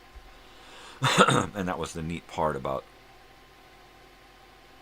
the boys working in film was the parents, one or both parents had to be there because they needed a guardian. So it was just up to one of the parents. Okay, well, you go with him and I'll go with him. When they all go together, that was magic when they were all working on a project together, or at least we're all together during a project. That was neat. Totally.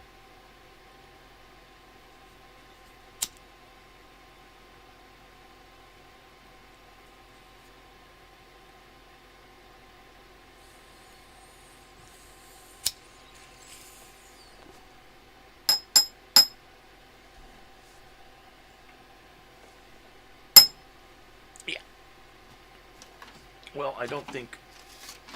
Yeah, my wife does have to get up today, but not early. Because I'll be going out before she does. I will. Come on, get out of there. There we go. But then again, maybe. Maybe not. I don't know.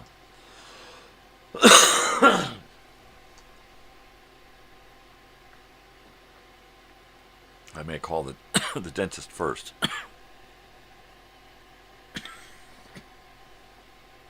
And if I'm not going in Monday, then I won't be going out today, and I'll wait until Monday or Tuesday to go out and do what I got to do around town. And just take it easy the next couple of days. Bummer is that crap, if my friend wants to come by and work on the music video, I can't. Because I can't afford to get him sick either. Well, he can't afford to get sick, for sure. He's got an important job. So, everything's going to just be on hold, I guess, once again. As usual, my life gets put on hold. Give me coffee. Open up them bronchioles. Oh. Cold again, man. This cools off too quick.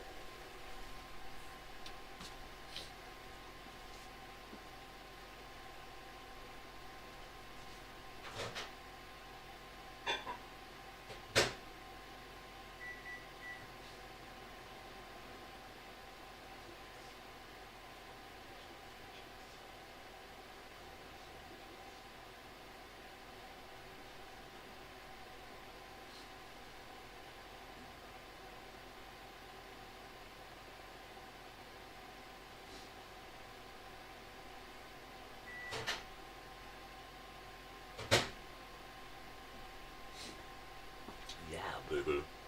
Oh, yeah, baby. That's what I like, baby. Ow, elbow. So my wife made steak tacos last night. Get a nice big giant steak, right? And cut it up and grill it and then saute it for a couple of hours until it's just like melts in your mouth, right? And while they had tacos, I took some of that meat and I minced it up real small and made a bed of really good restaurant-style tortilla chips and heated them up on a plate in the microwave and then smothered them in beans and the minced meat and cheese and sour cream and ate them like that. And so instead of having tacos, I had nachos. And it was really good. It was really good. In fact, at about 12:30 last night, my daughter's like, so I'm just about ready to start writing my paper, but I need to eat something because I'm going to be up a while, and I don't want to eat anything like milk or cereal or something because that's just going to put me to sleep. So I'm like, oh, whatever you want, baby. I ain't going nowhere. I was wide awake at fucking 12:30 last night. So, I was just sitting here trying to get everything wrapped up so that I could go to sleep. So I'm sitting here tickety, tickety, clickety, tickety, yeah, whatever you want, clickety, just let me know what you know, clickety, clickety. And so she said, well, how about, can you make me a quesadilla? And I'm like, yeah, sure, no problem. She said, okay, I'll get it all out. So she got out all the stuff. And it was like, so I made a meat and cheese quesadilla. Usually we put beans on it, but there wasn't much beans left, and they were cold, and I didn't feel like dealing with them. So I made a really good meat and cheese quesadilla. She had it with sour cream, and it was really hard, really difficult to resist having some at 1 in the morning. I'm like, oh man, the house smelled so good when I was going to sleep last night. I think I ate a Snickers at like midnight, a little fun-sized Snickers, because I just needed a little energy. An hour before that, I had had a piece of Danish and a glass of milk, because I wanted to have something decent in my stomach. So it was like I was going to have Danish and orange juice, and then ooh, look, there's a brand new half-gallon of milk. And since I can only drink milk from a container that's been open less than 72 hours, it was like I cracked that puppy open and went, oh, it smells perfect. It absolutely no smell at all, which is my kind of milk. As soon as it starts to take on any kind of dairy aroma or sourness, I can't even look at it. So as long as it's fresh, sometimes I open it up, and I'll open it up and go, oh, and my wife will go, there's nothing wrong with it, and I just can't do it. You know, sour milk turns me off. I have bad experiences taking big gulps of sour milk that have just made me hurl. So I can't do that. I can't even think about sour milk. Yeah, it's nasty. So it gets any kind of hint of milk aroma to it, and I'm done with it. It's like, no, I can't drink it. She brought home a gallon of milk. We usually get it in half gallons because I can't drink a lot of milk. And they were out of half gallons, and she brought home a gallon. And wouldn't you know it, I opened it up and went, oh. And it smelled like it'd been open for a week. Really. And I'm like, nope. And it could very well have been that there had old crusty dairy around the bottom of the cap. When it gets screwed on, it gets hosed off, and it doesn't always clean spilled milk off the inside of the cap where it turns on, right? And sometimes that is the smell that I'm smelling, and it doesn't matter. It does not matter. You pour it into a glass, it doesn't matter. I'm done with it. Yep. Which sucks, because I used to drink a lot of milk. I used to love to drink milk. Of course, until I found out that the reason for most of my stomach issues was an intolerance for lactose. So I'd laid off milk for about 10 years. All dairy. I just laid off dairy. No cheese, no milk, no sour cream. And it was okay, but boy, did my body pay the price. My bones got brittle. Big time. So I went back to it about 20 years ago. And mainly regular dairy, not milk. And then I started doing ice cold fresh milk again. But that's it. It has to be ice cold. If I do cereal, it has to be ice cold milk. So anytime I have milk, I take a glass. It's got to be a glass. And a clear glass, not a coffee cup, not a ceramic glass. It's got to be a clear glass. And I put it in the freezer. And I leave it in there for at least 15 minutes. All right, I know my weird idiosyncrasies. Secrecies. Yeah, it's a secret. Don't tell anybody. And then, once the glass is cold, I will fill it full of milk and put it back in the freezer. So now the milk is getting cold. Really cold. Icy cold. Sometimes I pull it out and the whole top of the milk is frozen. It's sloshy inside. You shake it and you can see it start spilling around the ice. It's got to be that cold. I'll take that and then pour it into cereal. And there'll be chunks of frozen milk in my cereal. I got to have it cold. It's got to be cold. Anytime I have milk as just milk, it has to be icy cold. And I can just slam Dunkin' cookies through the ice, right?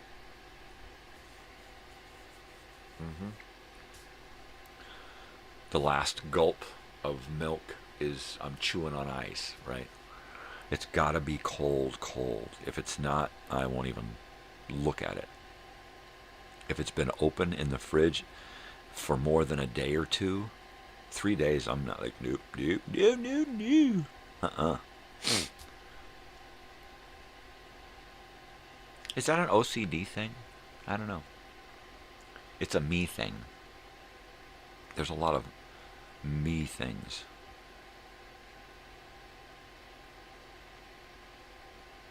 I'm not like a me person, but I have a lot of issues and hang-ups, right?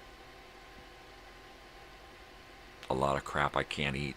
I just refuse to eat. A lot of things I can't do, refuse to do, won't do.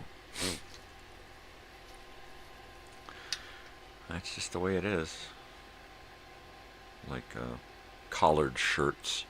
I hate collared shirts, collared button-up short sleeve shirts, long sleeve button-up collared shirts. I really don't like those. I have very few of those. I have a couple, but I don't wear them, and the only reason I have them is because they were gifts, or I've just had them for so long, right?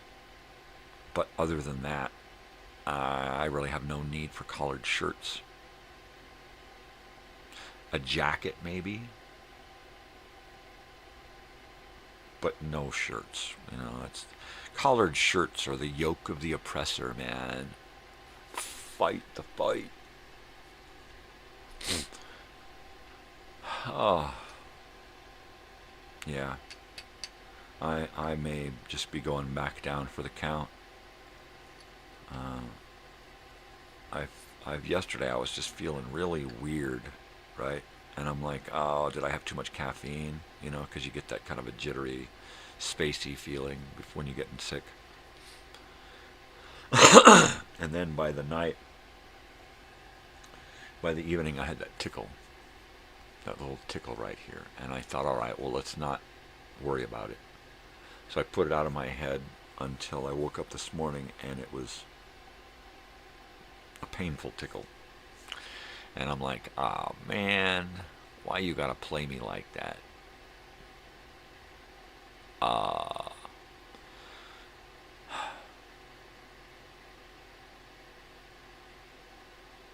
Yeah, I'm boned. No procedure again this week.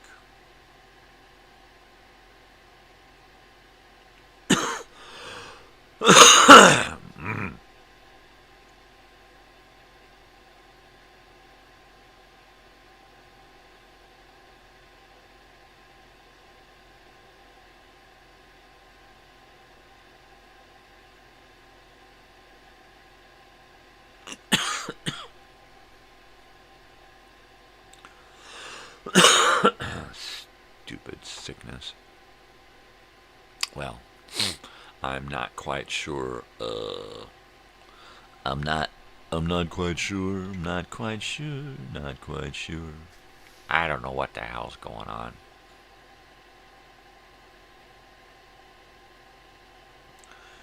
Yeah, I think it's going to be like this over the weekend. I think it's going to be a lot of getting up and down, working on stuff here, and then saying, oh, fuck it, going laying down, and then coming in and working on stuff, and then fuck it, I'll go laying down. This might be my last show, and it might not be, depending on how I feel Monday, and if I do have the procedure done, or if I don't. If it looks like I'm going to have the whole week to come back, and I'm up for it, I may do that. And give it the one last week to make it a full year. It's not a full 52 weeks. More like 48 or 49 weeks. Because there are definitely 2 weeks off, and then I think another week off, and then...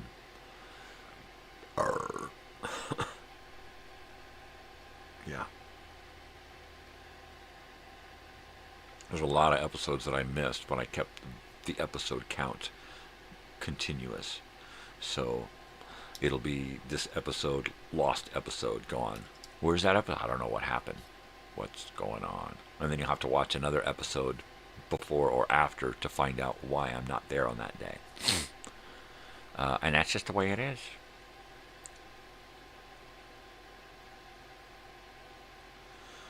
Yeah.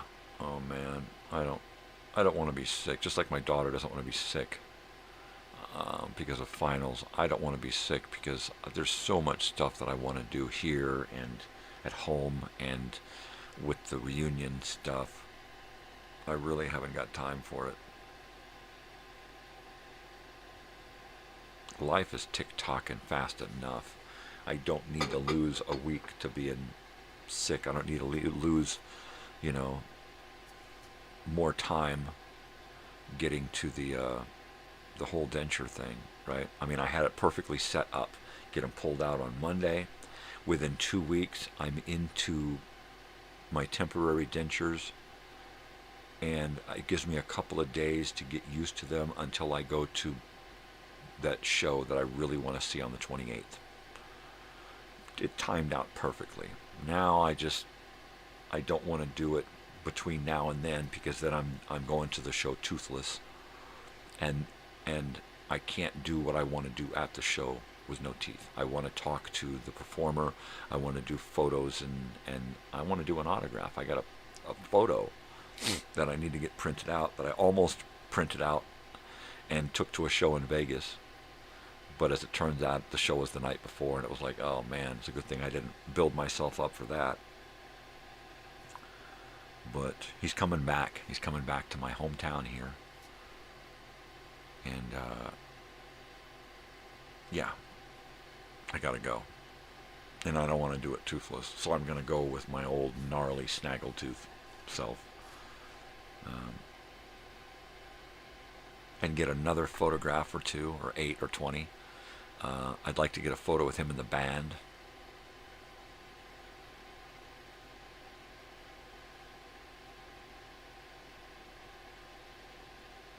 And I'd love to get the photograph that I have of us autographed.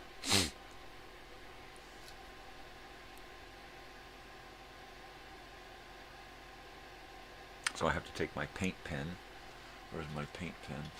That has white ink, and make sure that this is working really good. I have to shake it a million times till it starts clicking. And take that and gosh, I'm so excited. When I looked on it and saw that we're coming back to Southern California, and the first one was Pioneer Town Palace, Pappy and Harriet, and I'm like,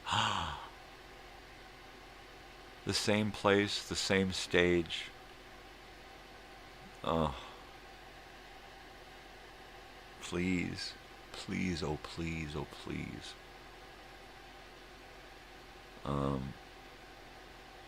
Yeah. It really means a lot to be able to go see this guy again. He's my age. He's been doing it since the 80s. He's been making CDs since the 90s. And he is just some great classic rockabilly fucking music. I love it. And the fact that he does a lot of my old favorites. Yeah, I can't wait. I'm gonna cry.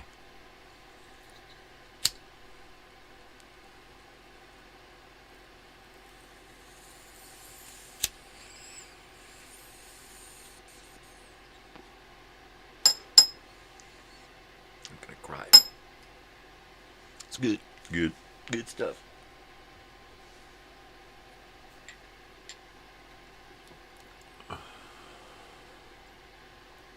The Wild Country, that was the movie with Ronnie Howard. I believe that's what it was, The Wild Country. Great fucking movie.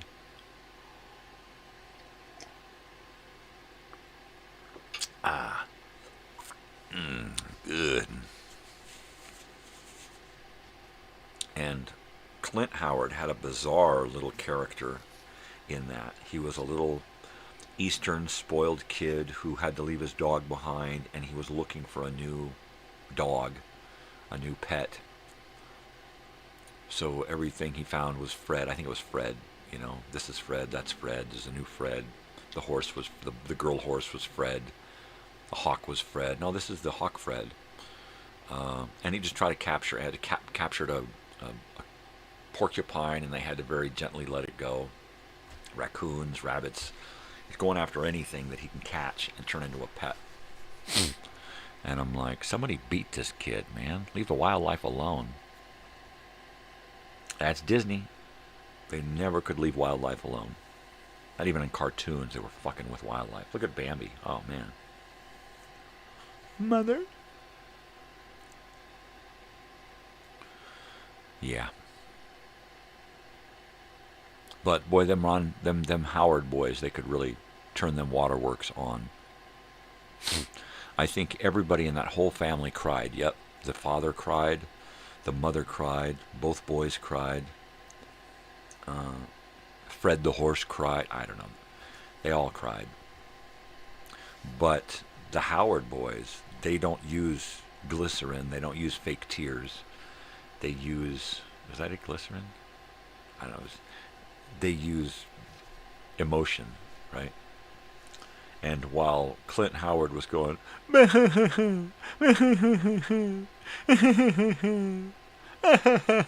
right, and just doing a lousy crying, the tears were real.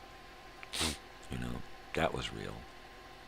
You could totally tell when Ronnie Howard turned them waterworks on, and his bottom lip, man, it was, that bottom lip started bumping a little bit. I'm like, wow, he's really getting into the emotion of this, you know.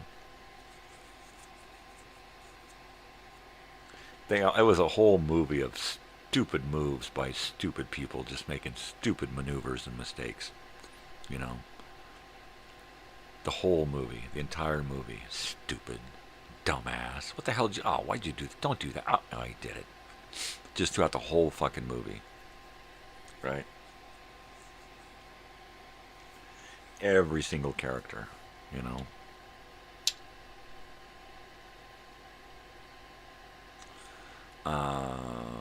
Jack Elam, right? Jack Elam, one of the greatest character actors of all time.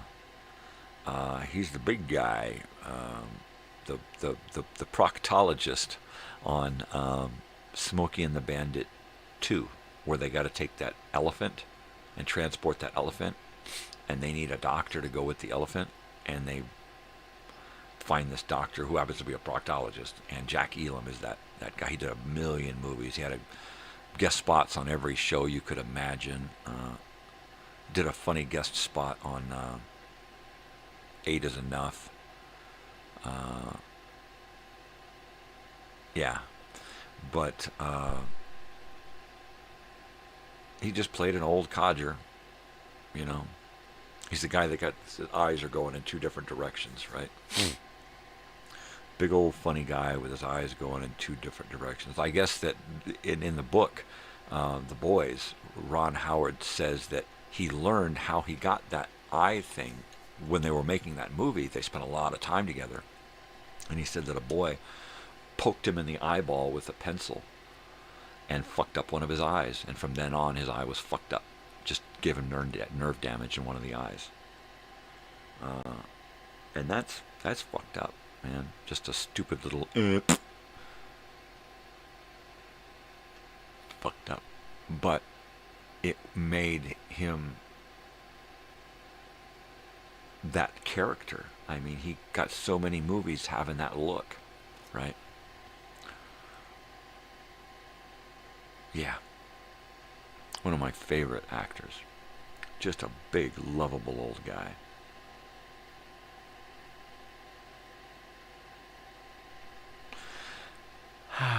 Well, we're over halfway through the show this morning. It's kind of bittersweet and confusing because I don't know if I'm going to be back next week. I don't know what's going on. I imagine that if I come back next week, there's going to be a Christmas tree sitting right here.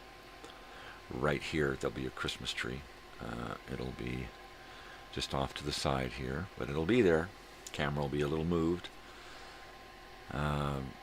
We were going to do it right after Thanksgiving. We've just been slow to get moving, I guess. But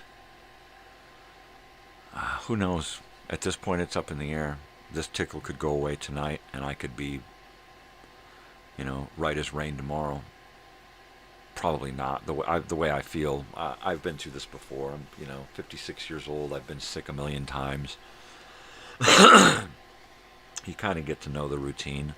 I'm going to do the usual, start taking echinacea with golden seal and vitamin C, drinking a lot of water, a lot of fruit juice, and eating a lot and sleeping a lot. That usually will do me in about 3 days. I'll be over whatever it is. Sometimes there'll be a symptom that hangs on for a little while, but that's about it. I don't think I'm going to be able to push through this by Monday the way I'm feeling now versus the way I felt last night. So tomorrow I'm probably going to be in the thick of it. Sunday I will still be in the thick of it. Monday I'll start coming out of it. But I'm not going to be, I don't want to be coughing with head pain. That's, every cough is a throb. So, no. Not that I'm expecting much pain. I'm really not. At this point, my teeth are healing. The gums are healing behind my teeth at this point because my teeth want to come out. So, it's psychological. No, I'm ready. And I really have hated to go on this last couple of months postponing. I should have had this done back in October. This sucks. It is what it is. Don't get weird over it. Just deal with it.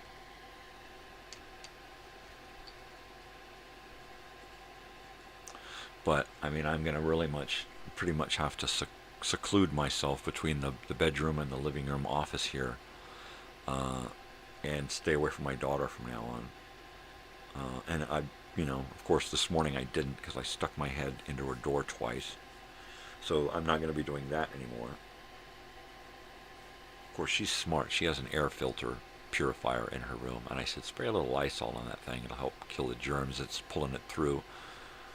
And spray your room with Lysol on occasion to kill germs. It does work. You just don't want to be in there after you spray it for a little while. Maybe when you got to go to school or something, spray your room with Lysol and your bed and everything and get everything a little sanded. Turn your air purifier on, take off, come back to a fresh room. She has one window in her bedroom, and it has an air conditioner in it. So she doesn't get any window ventilation. We had talked about putting another window in her room, but that would take away wall space, and she needs wall space for her posters and stuff. I totally dig it. I gave up 3 windows in this living room here just to have more wall space. Yeah.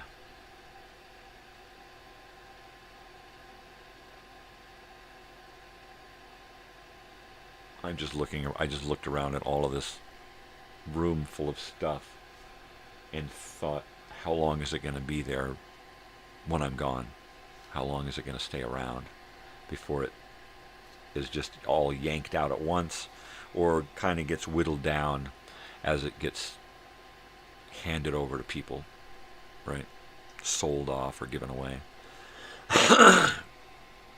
Most of the stuff in here is keeper stuff for my daughter, for friends. A lot of the stuff out in storage, 3 storage areas, is 50-50. Some of it's keeper stuff. Some of it's, let's fix it up and sell it. Let's fix it up and give it away.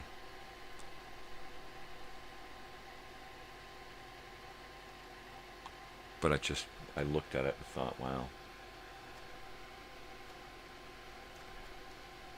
If I passed away right now, how long would it be before all of this stuff is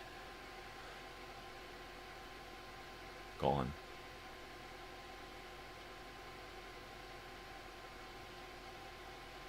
Oh, I see a tree moving out there. It's breezy. Shit's gonna be windy today. I hate that. Wind is always big out here because it's the high desert, so it's always loud and rough.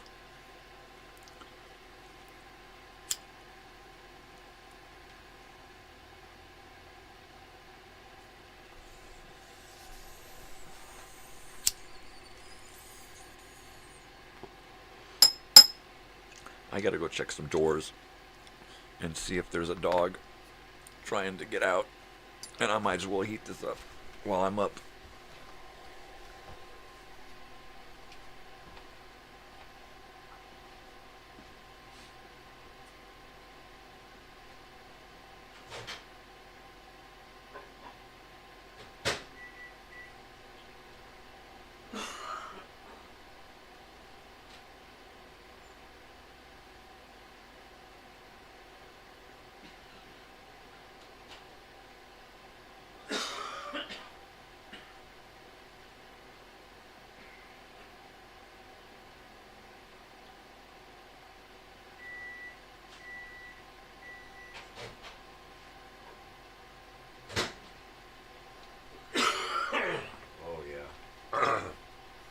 I'm fucked.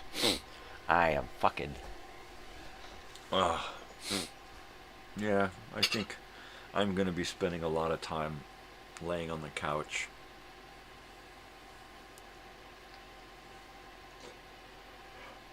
I mean, I had planned to do that anyway. Just kind of be between here and bed and the couch and just kind of try to take it easy.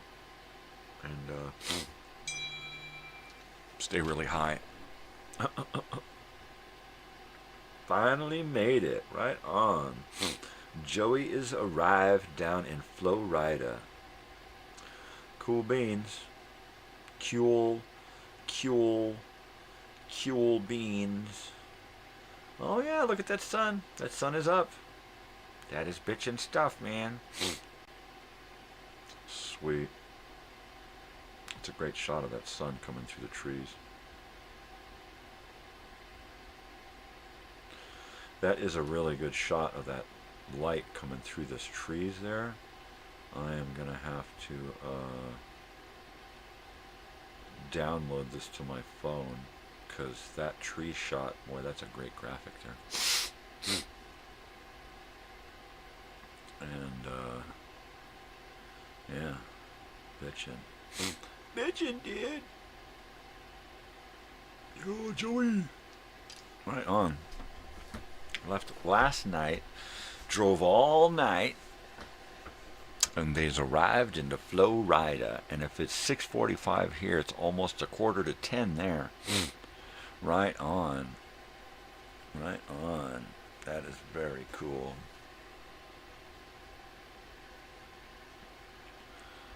Oh man, I totally feel sick. This sucks. As much as I want to try to talk myself out of it, sometimes you just have to say, okay, I'm sick. Let's do the sick thing and get over with as soon as possible. I've got the congestion, I got the pain, the tickle. The pain is like right in here now. I got the dizziness. The dizziness, I was like last night, I was like, wow, this feels weird. Yep. I gotta pop some pills today and drink a bunch of water.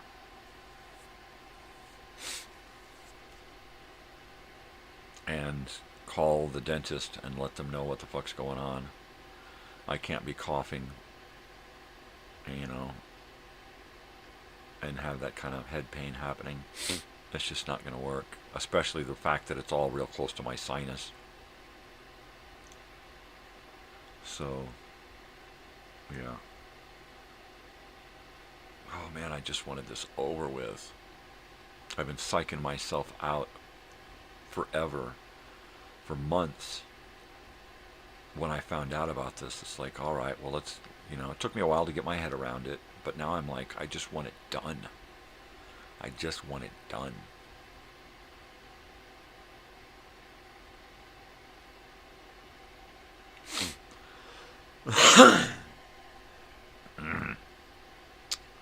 Wow. Well, it looks like Joey and Jake the Snake are going to be doing that Florida thing. So I probably won't be hearing too much from them the rest of the show. But it sounds like I'm going to be back on Monday in some capacity.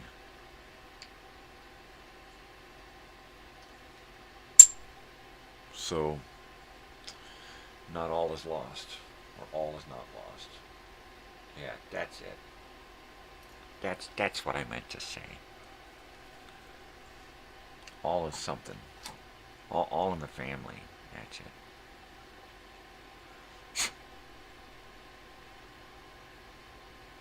Yeah, I'm talking about last night. Oh, man. Oh, Mangy. Oh, Mangy. Oh, Mangy. Mangy. Mangy. Mangy. I'm telling you, it's time to poke this thing out a little bit.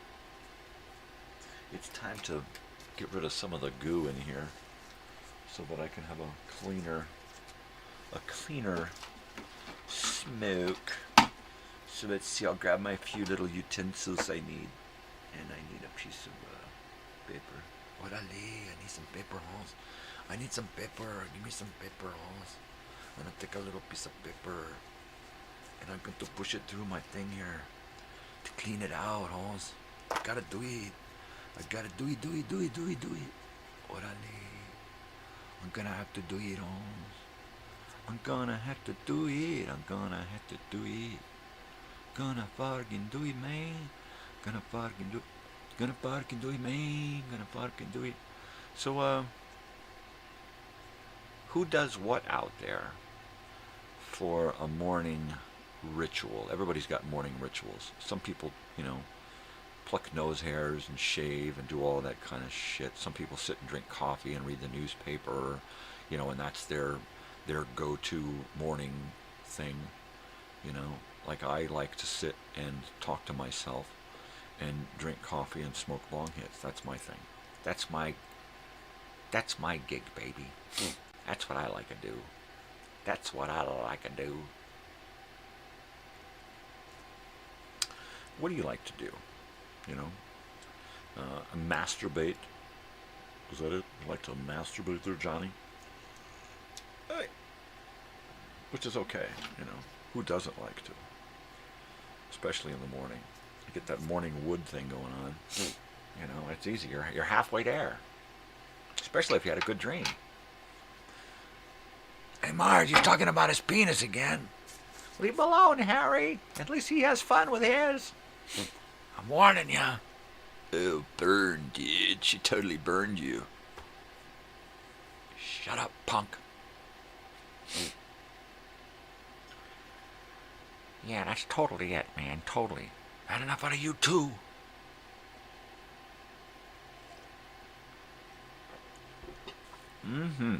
So, Anaheim Hills, California. Woohoo! There's this mansion in the Anaheim Hills in California. And if you're driving down the 91 freeway going west or east, if you're going west, it's on the right. If you're going east, it's up on the left, up on a hill.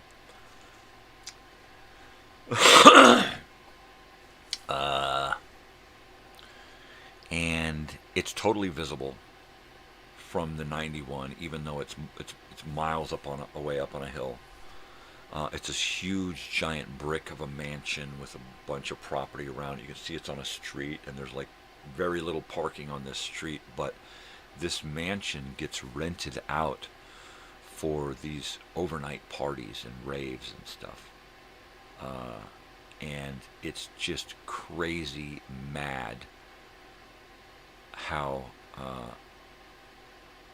this place just fills up full of madness for a few hours, and then it's gone. And then it's gone. Those micro raves or whatever they want to call them, where they just all of a sudden there's a million people and a million lights and loud music, and then it's gone. It's just gone. Here and then gone. There's a lot of mess left behind. But, like, whoa, what happened? He started talking about his penis and he cleared the whole place out. I can dig it, baby. I can dig it.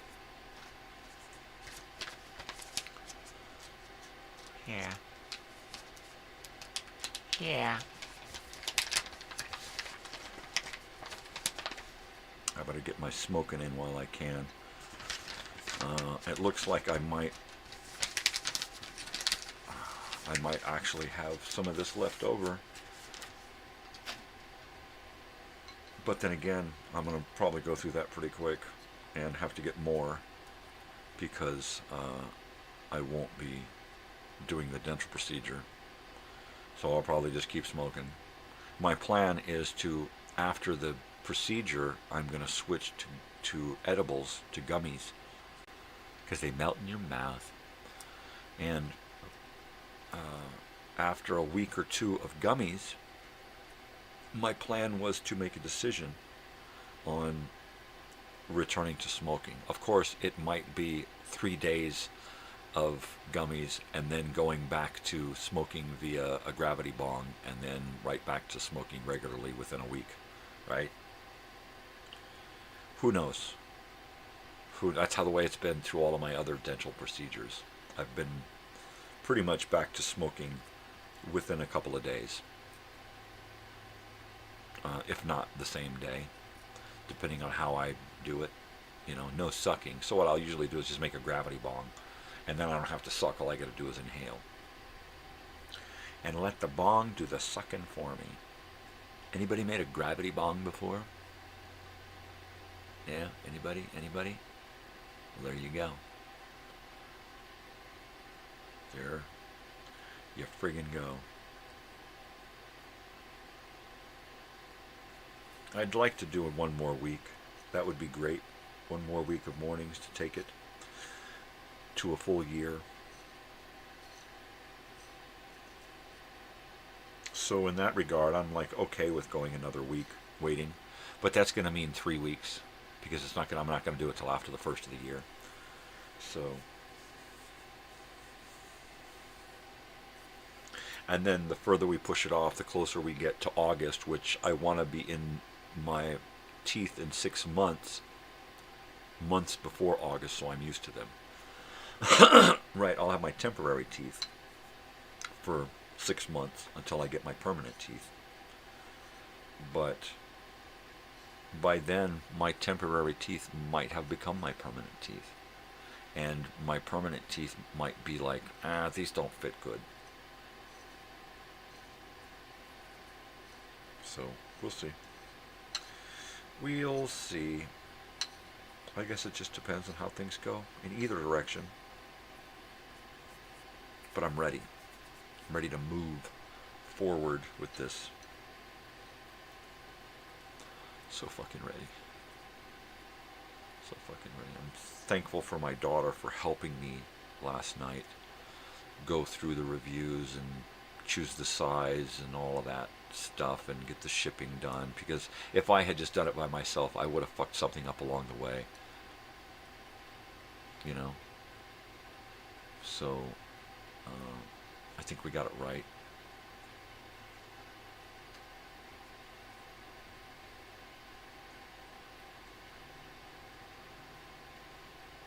I think we got it right.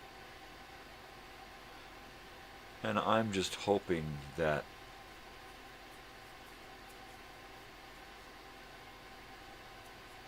everything goes smoothly. The procedure, the fitting, the wearing, the using, all of that, everything just goes smoothly. I don't need any personal drama, right? I really don't. This is going to be a difficult enough of a transition. I don't need it to go sideways, right? Everything usually has a tendency to go sideways on me, so I don't want this to go sideways. I got my 2 right front teeth knocked out when I was 11 years old. Too close to a pool table and a ball came up, smacked me right in the face. Chipped both front teeth. Had to get them trimmed down to stumps and put caps on them. And then busted them out again in the early 90s. And then had to live for years with bad caps after that. So I would have these horrible yellowing, gnarled looking caps on my teeth. And I could only afford temporary caps, so after a while they would discolor and they would start to chip and flake, and it was just horrible. It was horrible. And then to have my daughter talk about my gold tooth up front, and it wasn't gold, it was just yellowed and horrible looking, like most of my teeth now. But that did not help my depression. Having horrible teeth from depression did not help having depression at all. So I am looking forward to having bright, shiny, white, new teeth that all look new and clean, right? I'm hoping that's going to give me a new lease on my social life, because I really hate being around people for a long period of time, because after a while I start to think about what they see when they look at me, and I try not to be self-conscious, but when it comes to my teeth, they're really horrible, you know, and it's my own fault for not paying attention to them, and decades of depression, and just saying, fuck it, why should I give a fuck? That's it. Why should I give a fuck? Nobody else cares, why the fuck should I? And that kind of mentality pretty much screwed up a lot of my body, not just my teeth.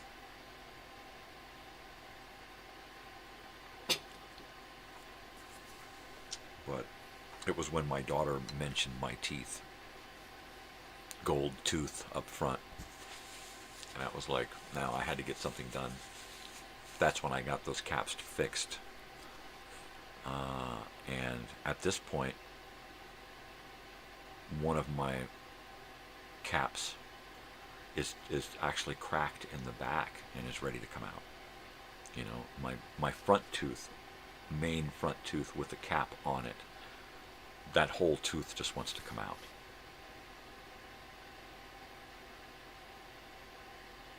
Yeah, I am so over having bad teeth.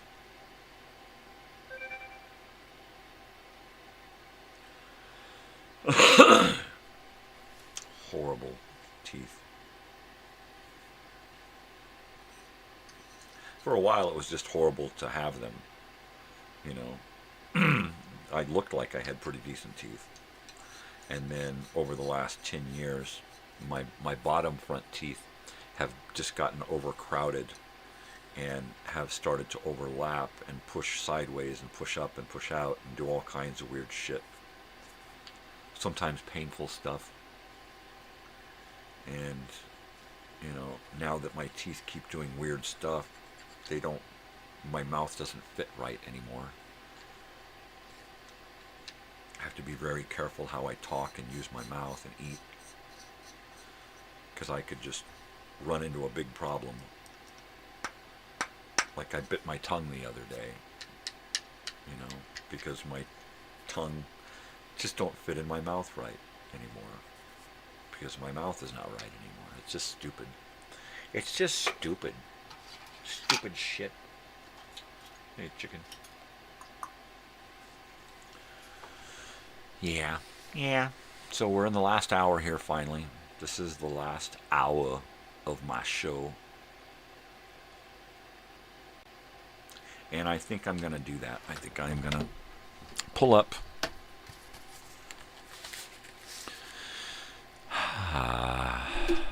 I am going to pull up on my other computer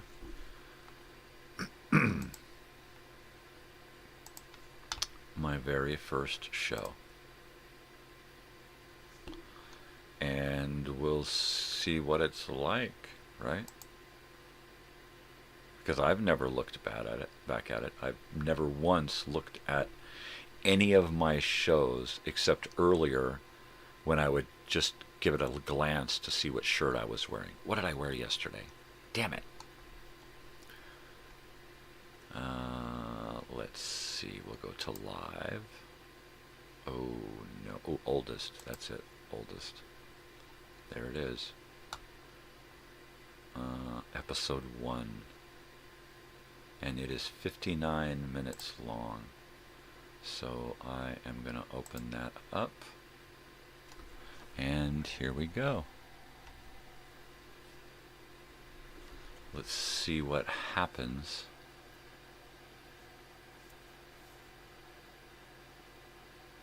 On this first episode. This is weird.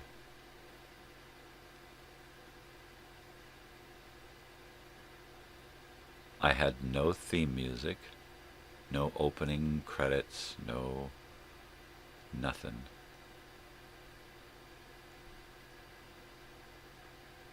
I'm looking for light switches or something.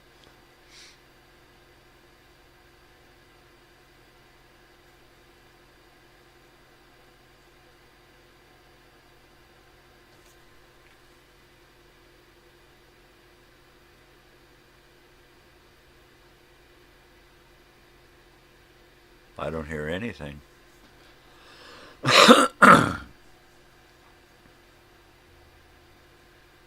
Well, I guess we're just going to watch this and see what happens.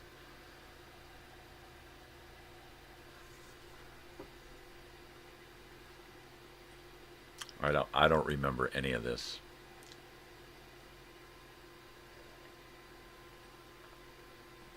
That's a little bit of light from the kitchen.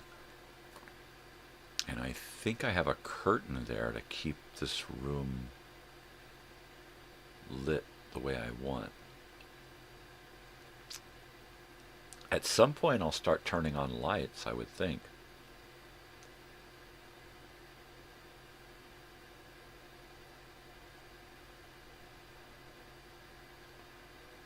Wouldn't you think? Hey, there's a light.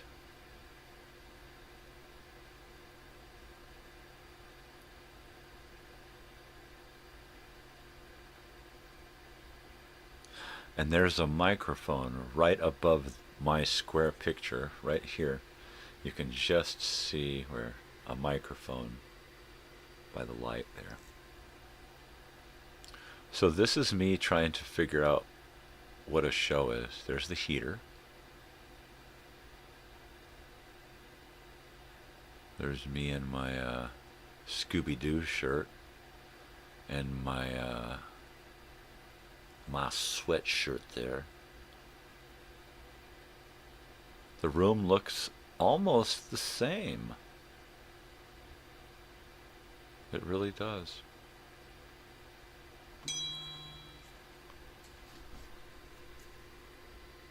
Some more stuff from Joey. Oh, nice solarium with a pool. Very cool. Very cool. Totally cool, man. Right on, dude. That's some cool stuff. Okay, lighting an incense.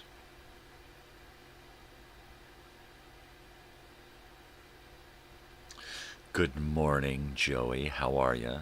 I'm sitting here watching the first episode of the first season, the very first morning show. That's what this is.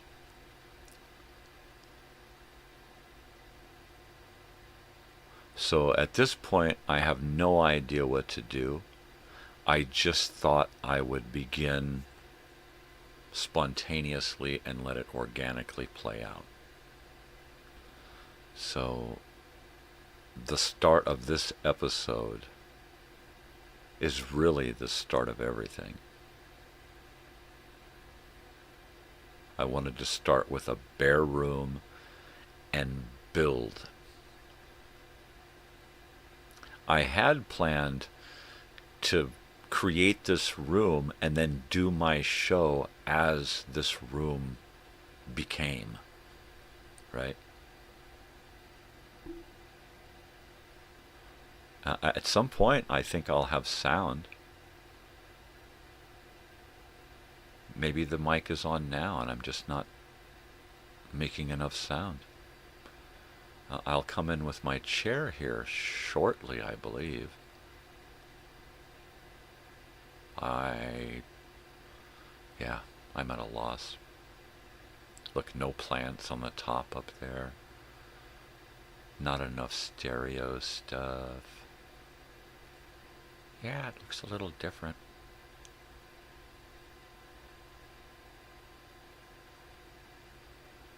good. It's a good shot. I like it. I like it. Yeah.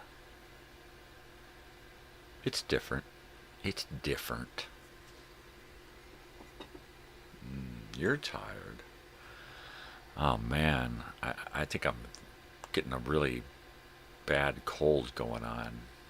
Lung thing. So, yeah, I'm pretty wiped out, too.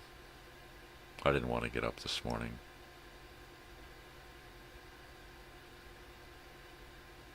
Yeah, I feel pretty crusty.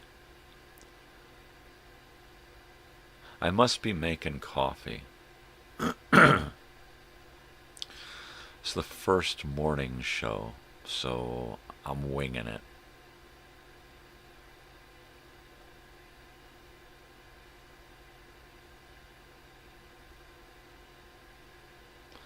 I just know that I was like, a few days after my friend was gone, I was like, you know what? I need to just get my shit going. You know, this guy slowed me down a whole fucking year with absolutely nothing to show for it, right? All I had were plans, and he didn't want to fucking do anything but be a weight around my neck. Oh, you got a sore throat too? Oh, that sucks.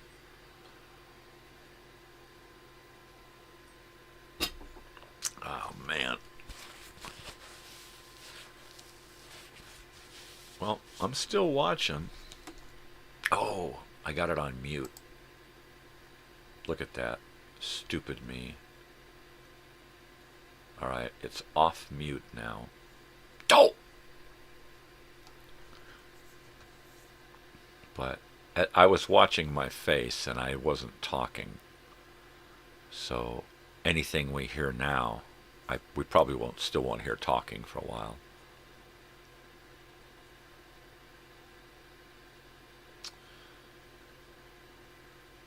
Because I don't even hear house noises.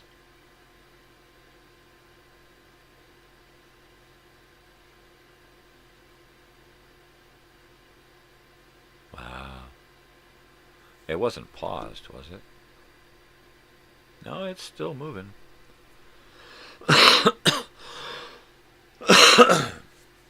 I must be in the bathroom or making coffee or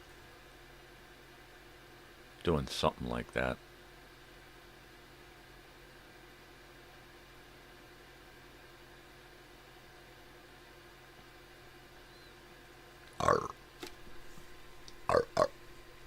I feel like maybe I should fast forward it.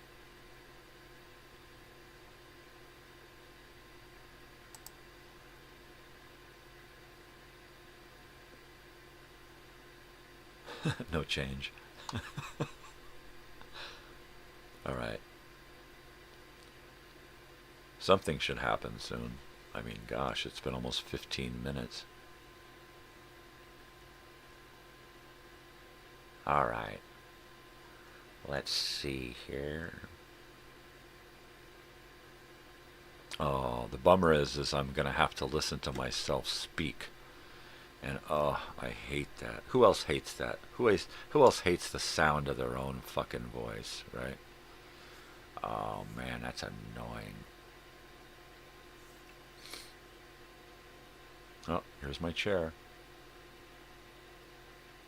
Baggy pants and dad ass.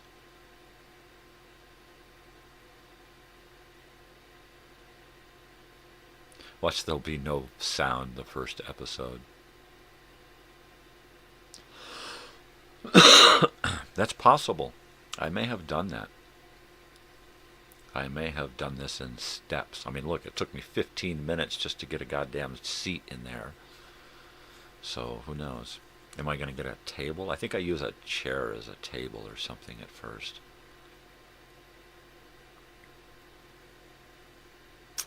Yeah, I totally started from like nothing. I had one camera, an old camcorder on the wall, wired into my computer through the digitizer for my digital uploads. heard a squawk. Had my old 1982 shotgun mic going through a 1980s realistic mixer, digital or a DJ mixer, right? All right, let's see what's going on here.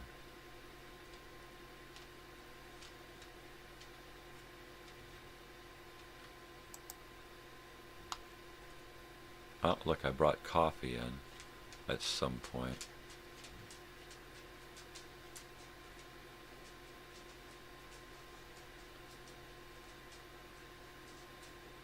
Yeah, I don't hear any sound. Maybe I'll figure that out at some point.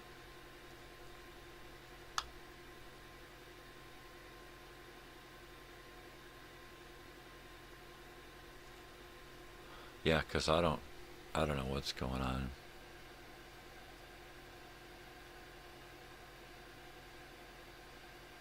I don't know, man.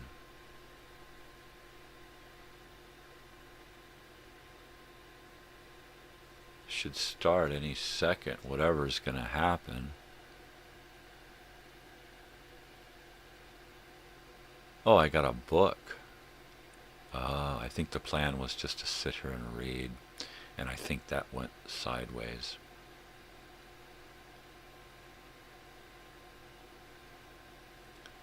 But so far, no sound.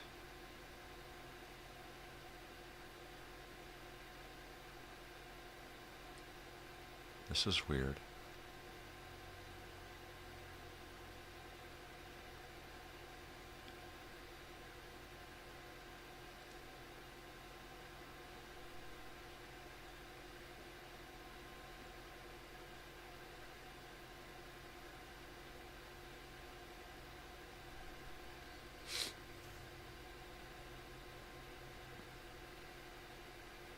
I don't know what the hell I'm thinking here.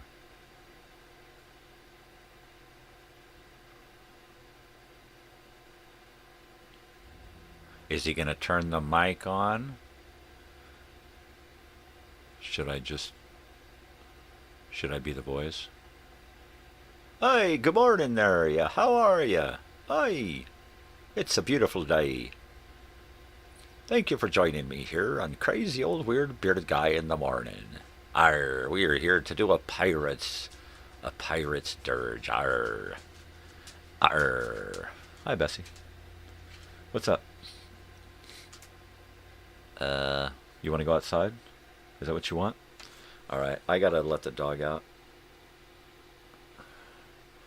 And I am gonna pause this because I don't want to miss if I actually speak. I'll be right back.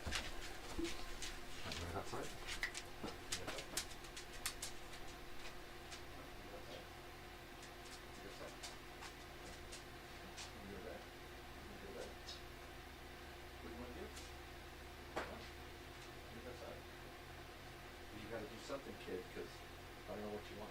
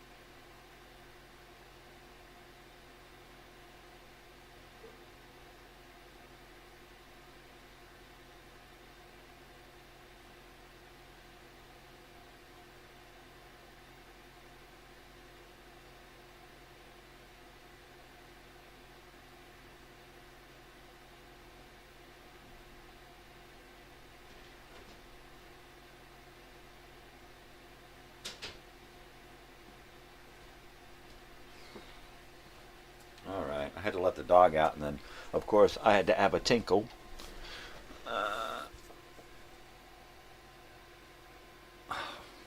I just saw this comment. Yeah, who doesn't like hearing their own voice? All right, I'm back. Let's see what this old fart is going to do next. Here we go.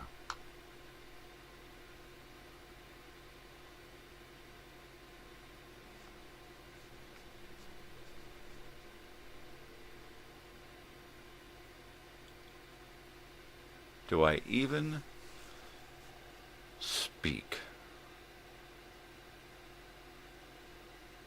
Or do I just sit there? I just pulled something out of my pocket because as I lifted my leg, it slid out. Am I actually going to read? I'm out of coffee, damn it. Damn it. Was that my plan? Was just to sit here and read and drink coffee for this first episode?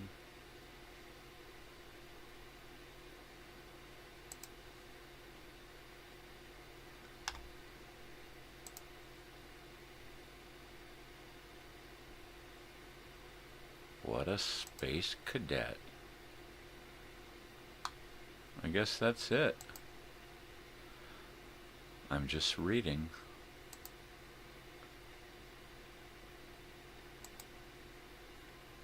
Oh, look, there comes the sun.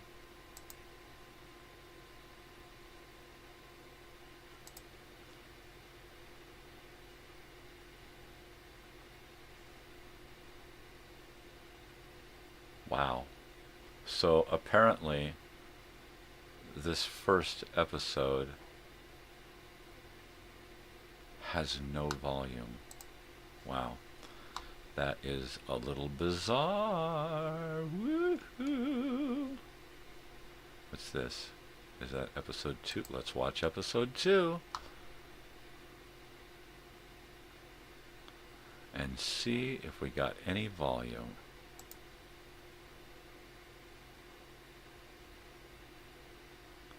Alright. So, episode 1 was kind of a spacey episode. Hey. I got sound.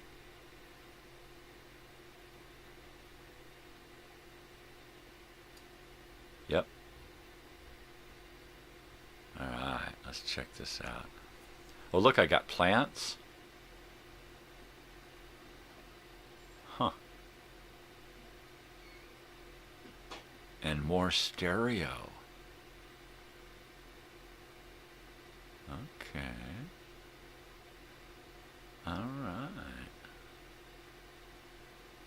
I got a blanket on the chair. I got a little table set up there.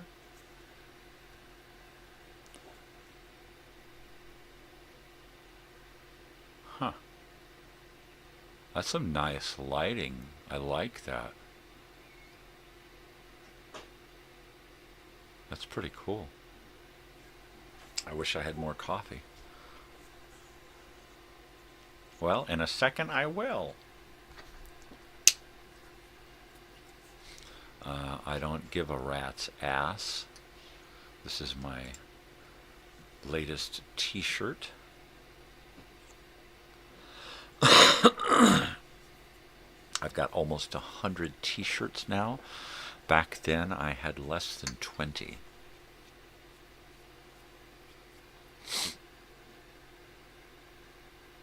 Yes, sirree. Baba Rooney. I wonder what I'm going to say. What are my first words? Good morning.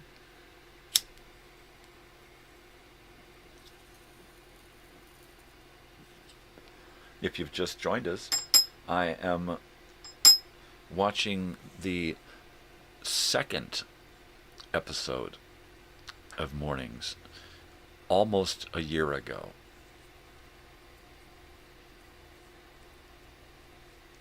So when I first started this show, it was much ado about nothing.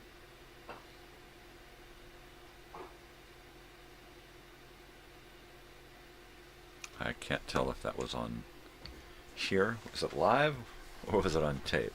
I gotta check a dog.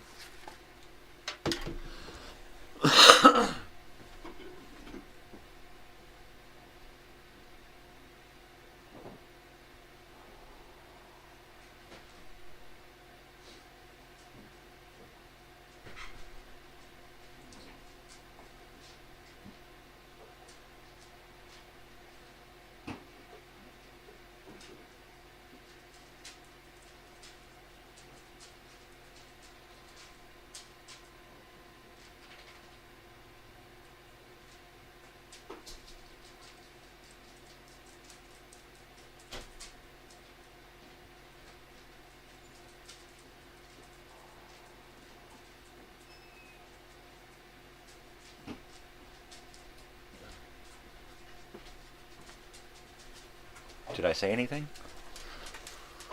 Did I speak?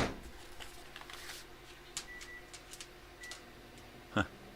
I'm heating up coffee. That's a good sign.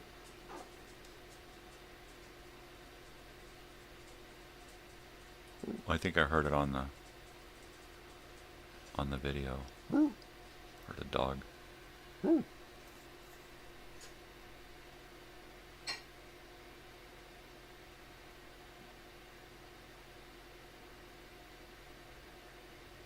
Boy, I lost a lot of weight since then. Sheesh.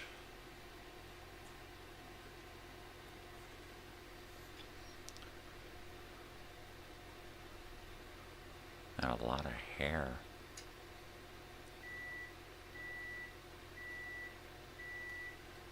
Oh, that must be on the video. Because my coffee cup's here.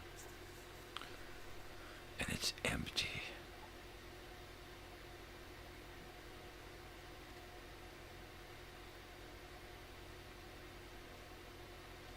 Huh. Well, this is kind of boring, isn't it?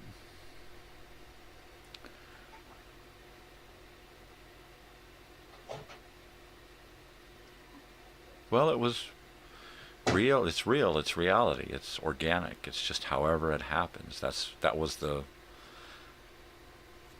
key thing to my morning show, was just let it happen. And it's gone from that to this. So it is quite a different animal. I think once I realized the significance of each change in the show is when I did a season change.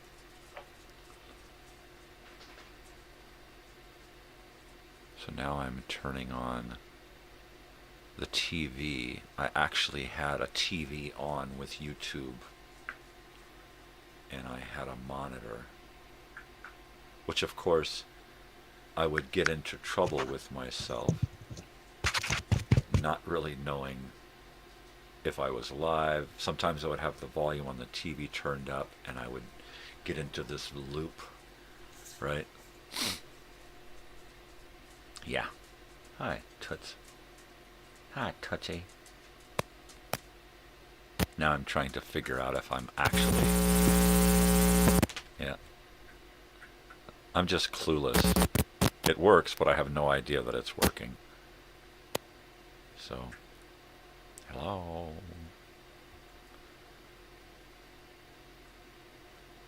Eventually I figured out how to monitor myself correctly. But at this point, I'm still winging it. This is only my second attempt at this. I didn't do any live testing. This was my live testing. First show, second show. It just all happened. Just put it all together. What are you guys doing? Huh? These dogs around me. I have no clue what I'm going to do this episode. How long is this episode? 43 minutes. I bet it'll be a technical difficulty.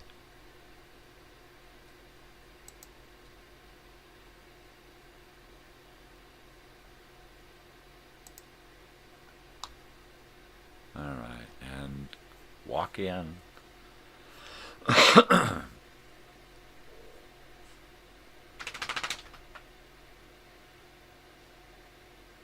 Look, I got a table now.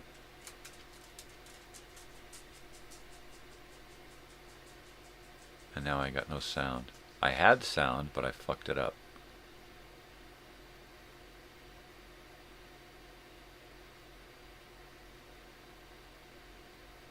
Huh.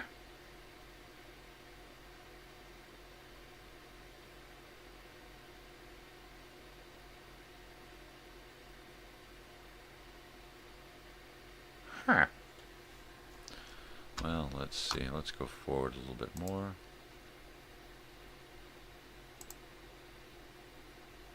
So I've got a mouse down here to control stuff.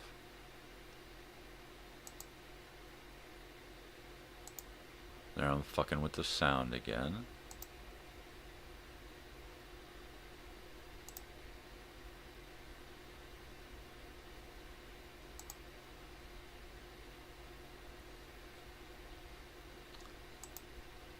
Boy, this really was a bucket of shit, huh?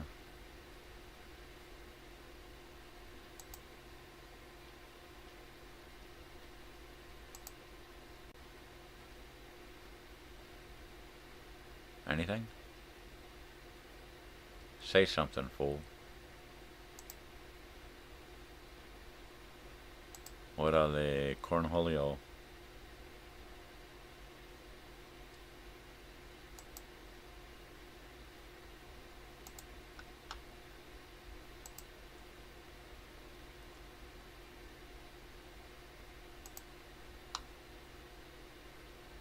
Yep, no audio. You had it, and then you messed it up.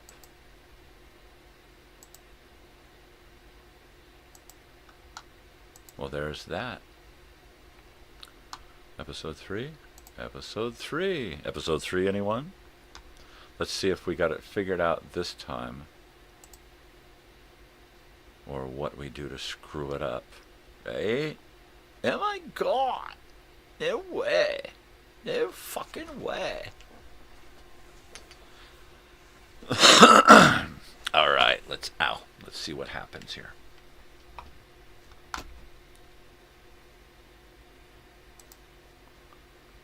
Light on. I got a light. I got sound. How am I gonna screw this up? It really was a series of screwing it up, right? I mean, I really, look, I go through all of my morning stuff, brushing the hair. I do all of this off camera now. Look at that, I really was a little chubbier around the middle there. My boobies were a little bigger too. I feel flat-chested now. What is that? I'm trying to decide lighting here.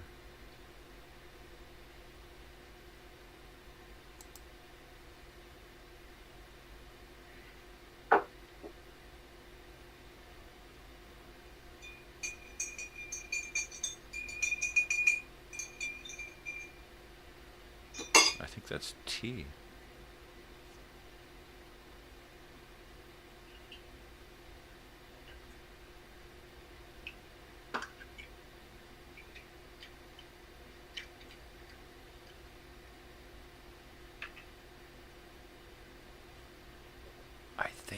I think that's marijuana. I think I'm doing some kind of marijuana thing. What am I doing?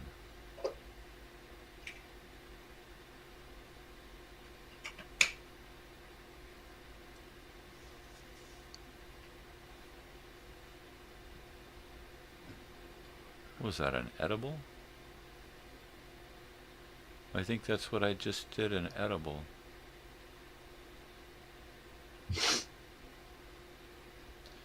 Yep. I think back then it was edibles and tea in the morning.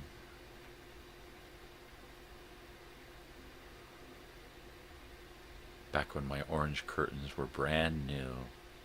Ah.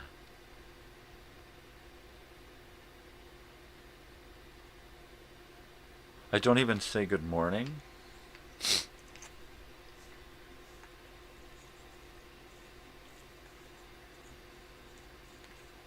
Yeah, I'm drinking tea.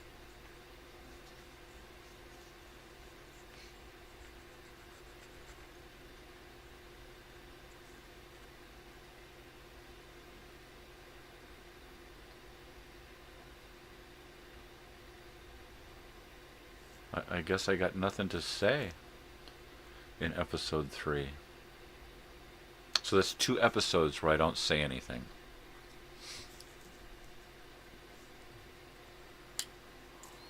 Will this make it 3?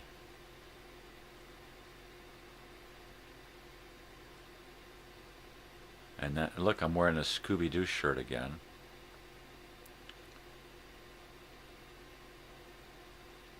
I think this, episode 2 and 3 are on a Monday and a Tuesday. I think episode 1 was on a Thursday or a Friday. And then I thought, okay, I need to get my act together.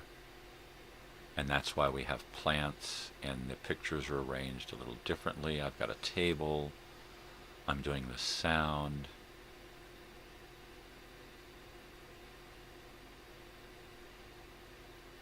And it looks like I'm in a lot of pain. Yeah, I recognize that look. That is the look of, I hate this fucking pain.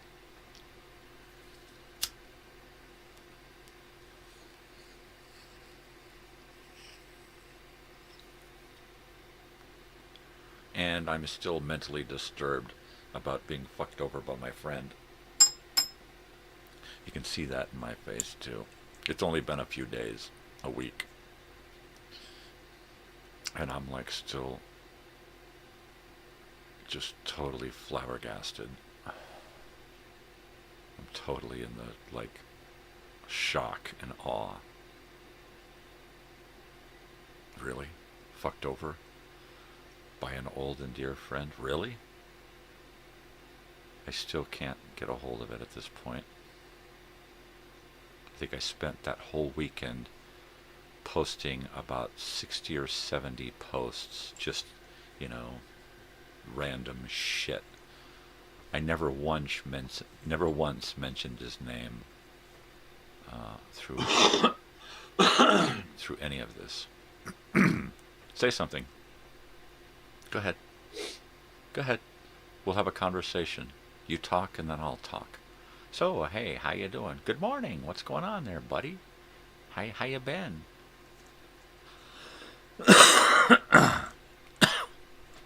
Here, I'll match your cough and raise you a sniff.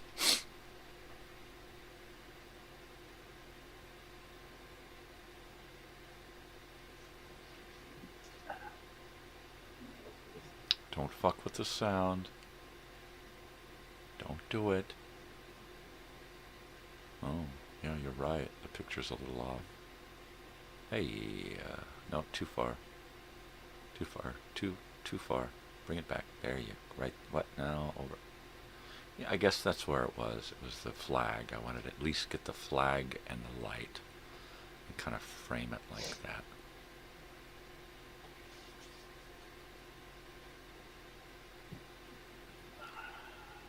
Well, still no talking. Looks like I'm going to read again.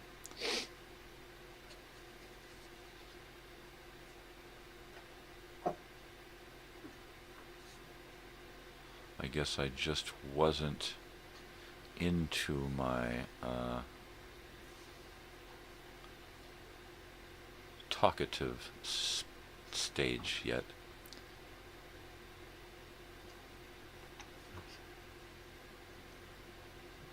So maybe I won't read. Very indecisive. Maybe I'll read without the light. Maybe I'll just check to see where I'm at. Maybe I'll just look at some pictures. I don't know, what the hell am I doing? Jeez. Just smoke the damn pipe, you crackhead.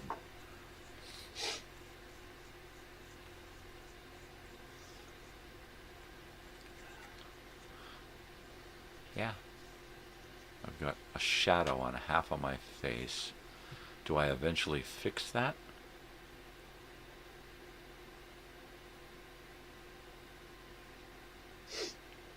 Am I going to listen to something? Or do I just want my turntable? Oh yeah, look at that painful walk. That's a slow, painful walk.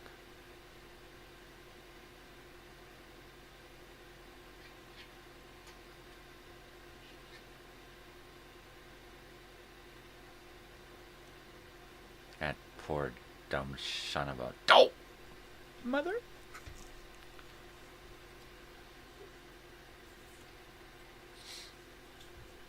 This is weird, looking back at my first few episodes and hearing absolutely nothing. Not a good morning, not a hello, not a hi, how are ya?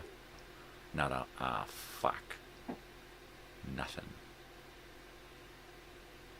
Now I can't shut up in the morning. Jeez, I wake up going...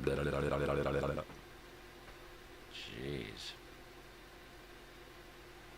Well, if you're just joining me this morning, I am in episode 160 of season 3, looking back at episode 3 of season 1. And while I do have picture and sound, I ain't saying a damn thing.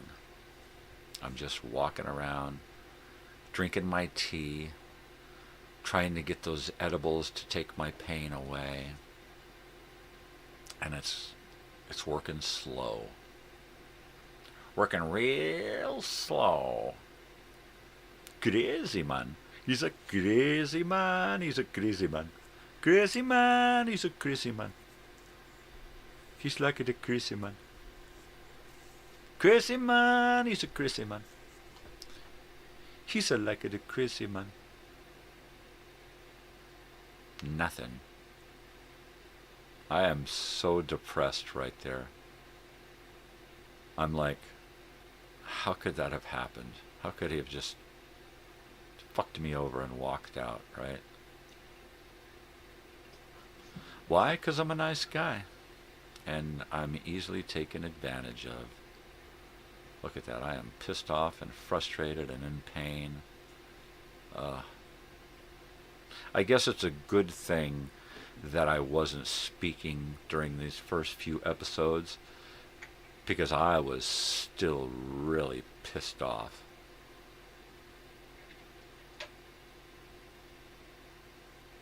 Is that a cassette? So apparently I'm going to put a cassette in. No? Oh, I plugged in the earphones, headphones, and I'm going to pull out a record. No, don't listen to that.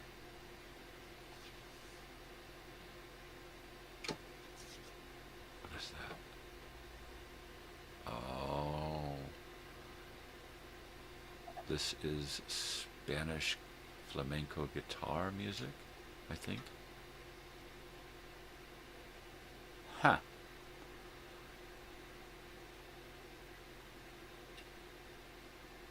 I don't think we're going to hear any of it.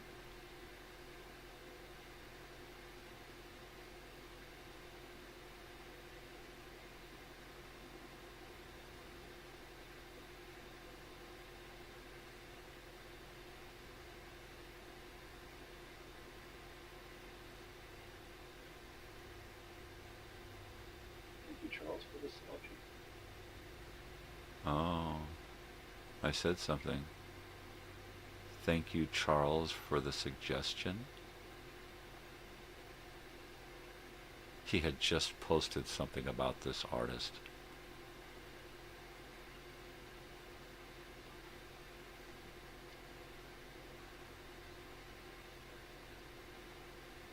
So while I sit there and listen, nobody else hears a damn thing.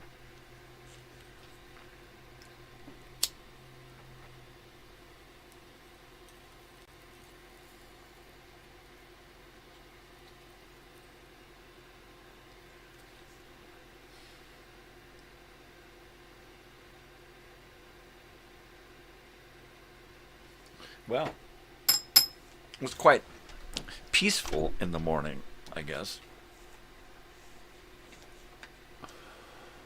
But, you know, you got to think about where my head is at this point. I'm in a pretty bad place, pretty dark place. And this was the only thing I could think of. It was either this or crawl into bed and just say, fuck the world. Fuck them all. Fuck them in the head. Fuck them in the ass. Fuck them in the neck. Just fuck them. Fuck them all. And I didn't want to do that. And the only thing that I could think of was to just go live. Just fucking go live. Every day, just go live. From now on. That's your mission every day, is to go live in the morning and try not to dwell on the shit that's fucking with you. Am I going to speak to the camera today? It's like Jim Morrison. Is he going to turn around and face the audience? When is he going to turn around and face the audience?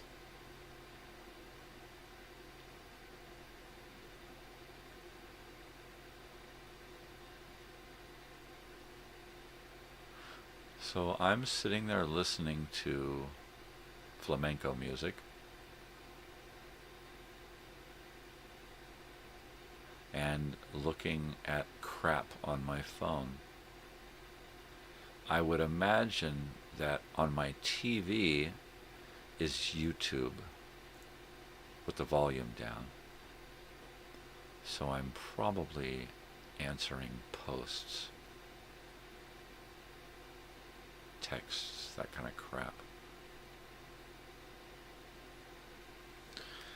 I got no more coffee here. I need coffee. I need coffee to function. So while I'm assuming nothing is going to happen, so I'm going to run off and do some coffee. I'll be right back.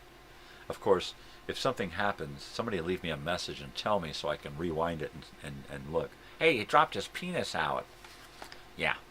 All right. I'll be back in a flash. Let me just get a little more coffee here.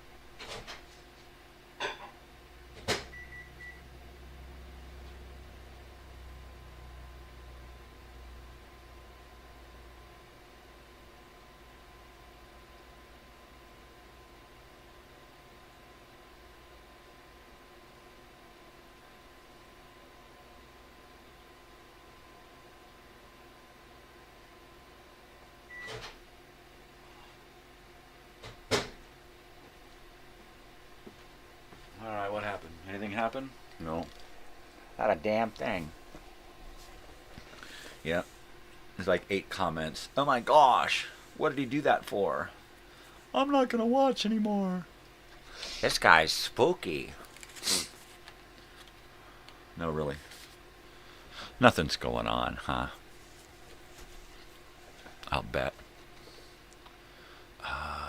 Let's see. I've got a Christmas light in the window, which means on this side of the room there's a Christmas tree.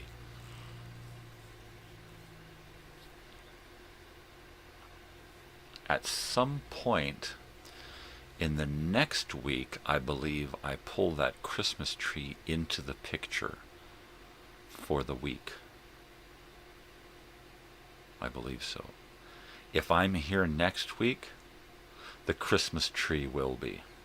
Let's just do that. All right. Let's just say that's a done deal. Whew. Hot coffee. I'm out of creamer, so I had to use Mom's vanilla bean. Not a fan, but it'll do. Ooh, hot. And different. Vanilla beanie. It's vanilla beanie. It's got that vanilla bean. Oh my God, something wrong with his speech. I got an impediment. I got a speak impediment. What? A speak impediment? Isn't that how you're saying it?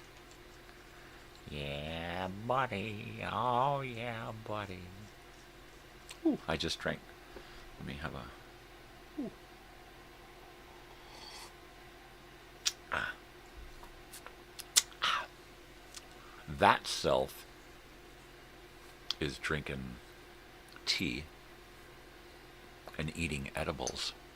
This self is drinking coffee and smoking weed. Yeah. I can do that. I can totally do that.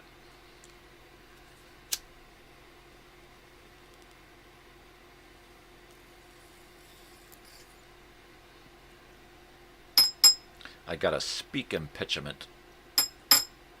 Come on. Come on.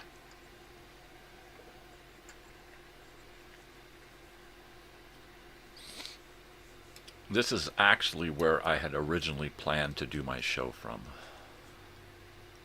And then it became the living room. And the room I'm in now just became a place to kind of park my studio stuff. At that point was a laptop, an old mixer and a microphone and a camcorder. So normally I would be using 3 cameras today and a graphics computer going through an audio video mixer, 2 laptops, a monitor here. It's a big production compared to going straight onto YouTube Live from a laptop with a little camcorder and a shotgun mic. You can see that shotgun mic right up above me here, right by the lamp. So I guess this episode is just me sitting here listening to music.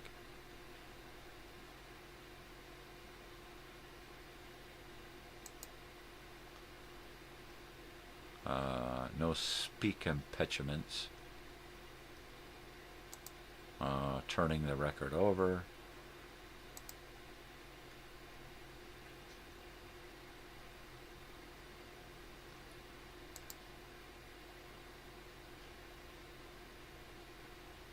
Eating a cereal bar.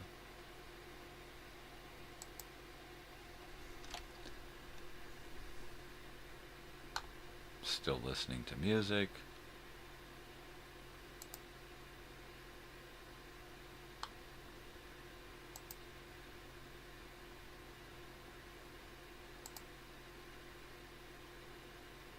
And covering up the turntable.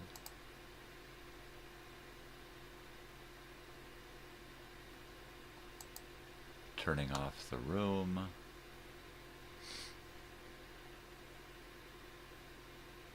And leaving. That's pretty much it.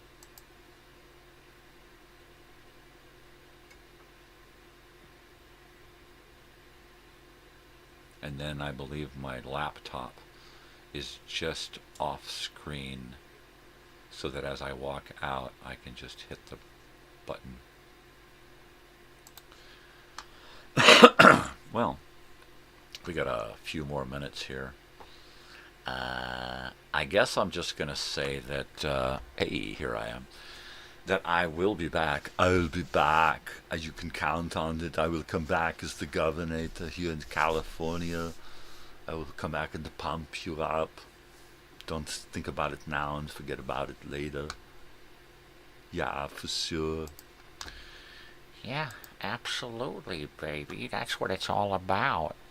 Yeah. So let's just do a little bit of kumbaya here.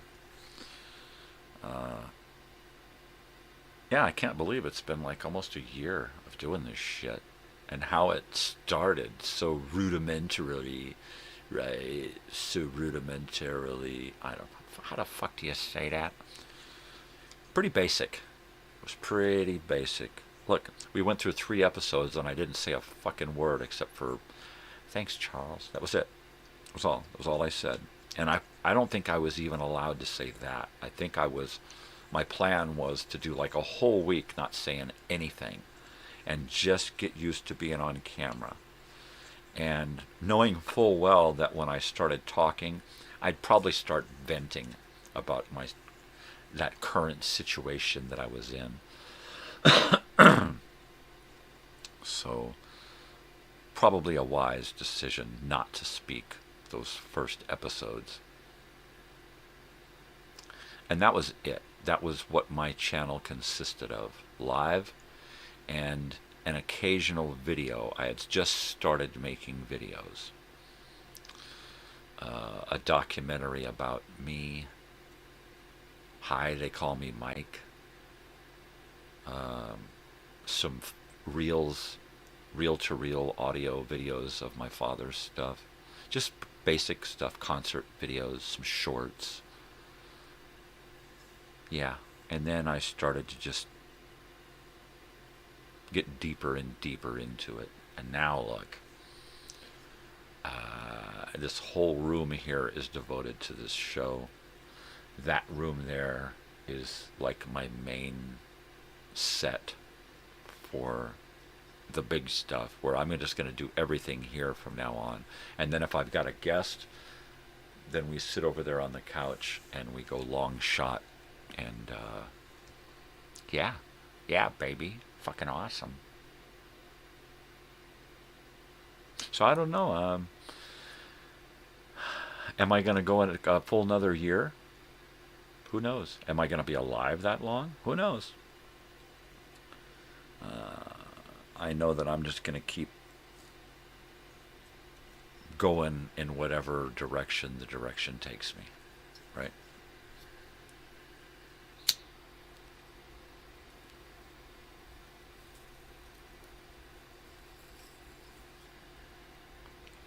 Next week, more than likely I'll be here, and I'll be here sick, hopefully recovering.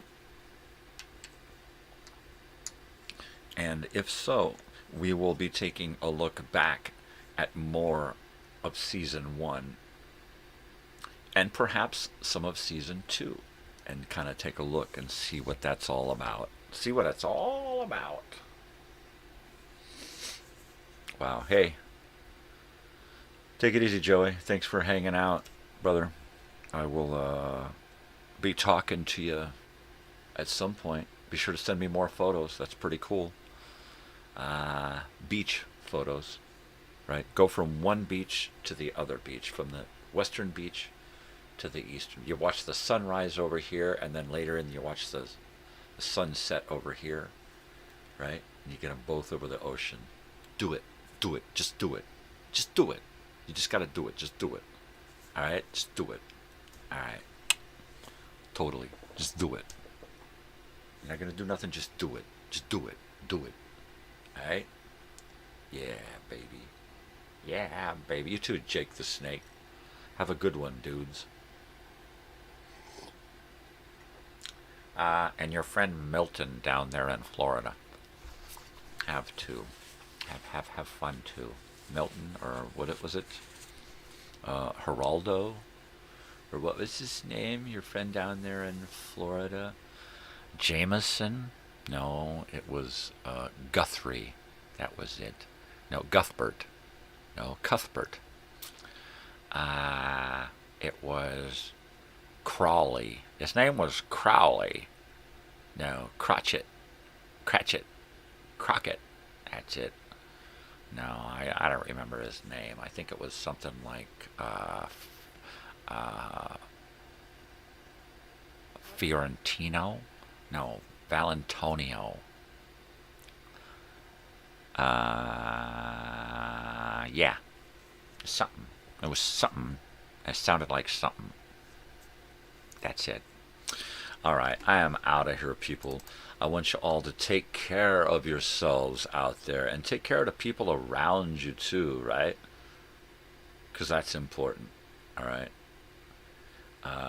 What do we want to do? I tell you what we want to do.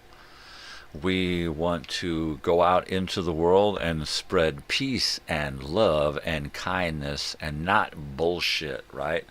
Do something for yourself, but help somebody else too along the way. We're in this together, right? Most especially when you're out there in the world, you need to...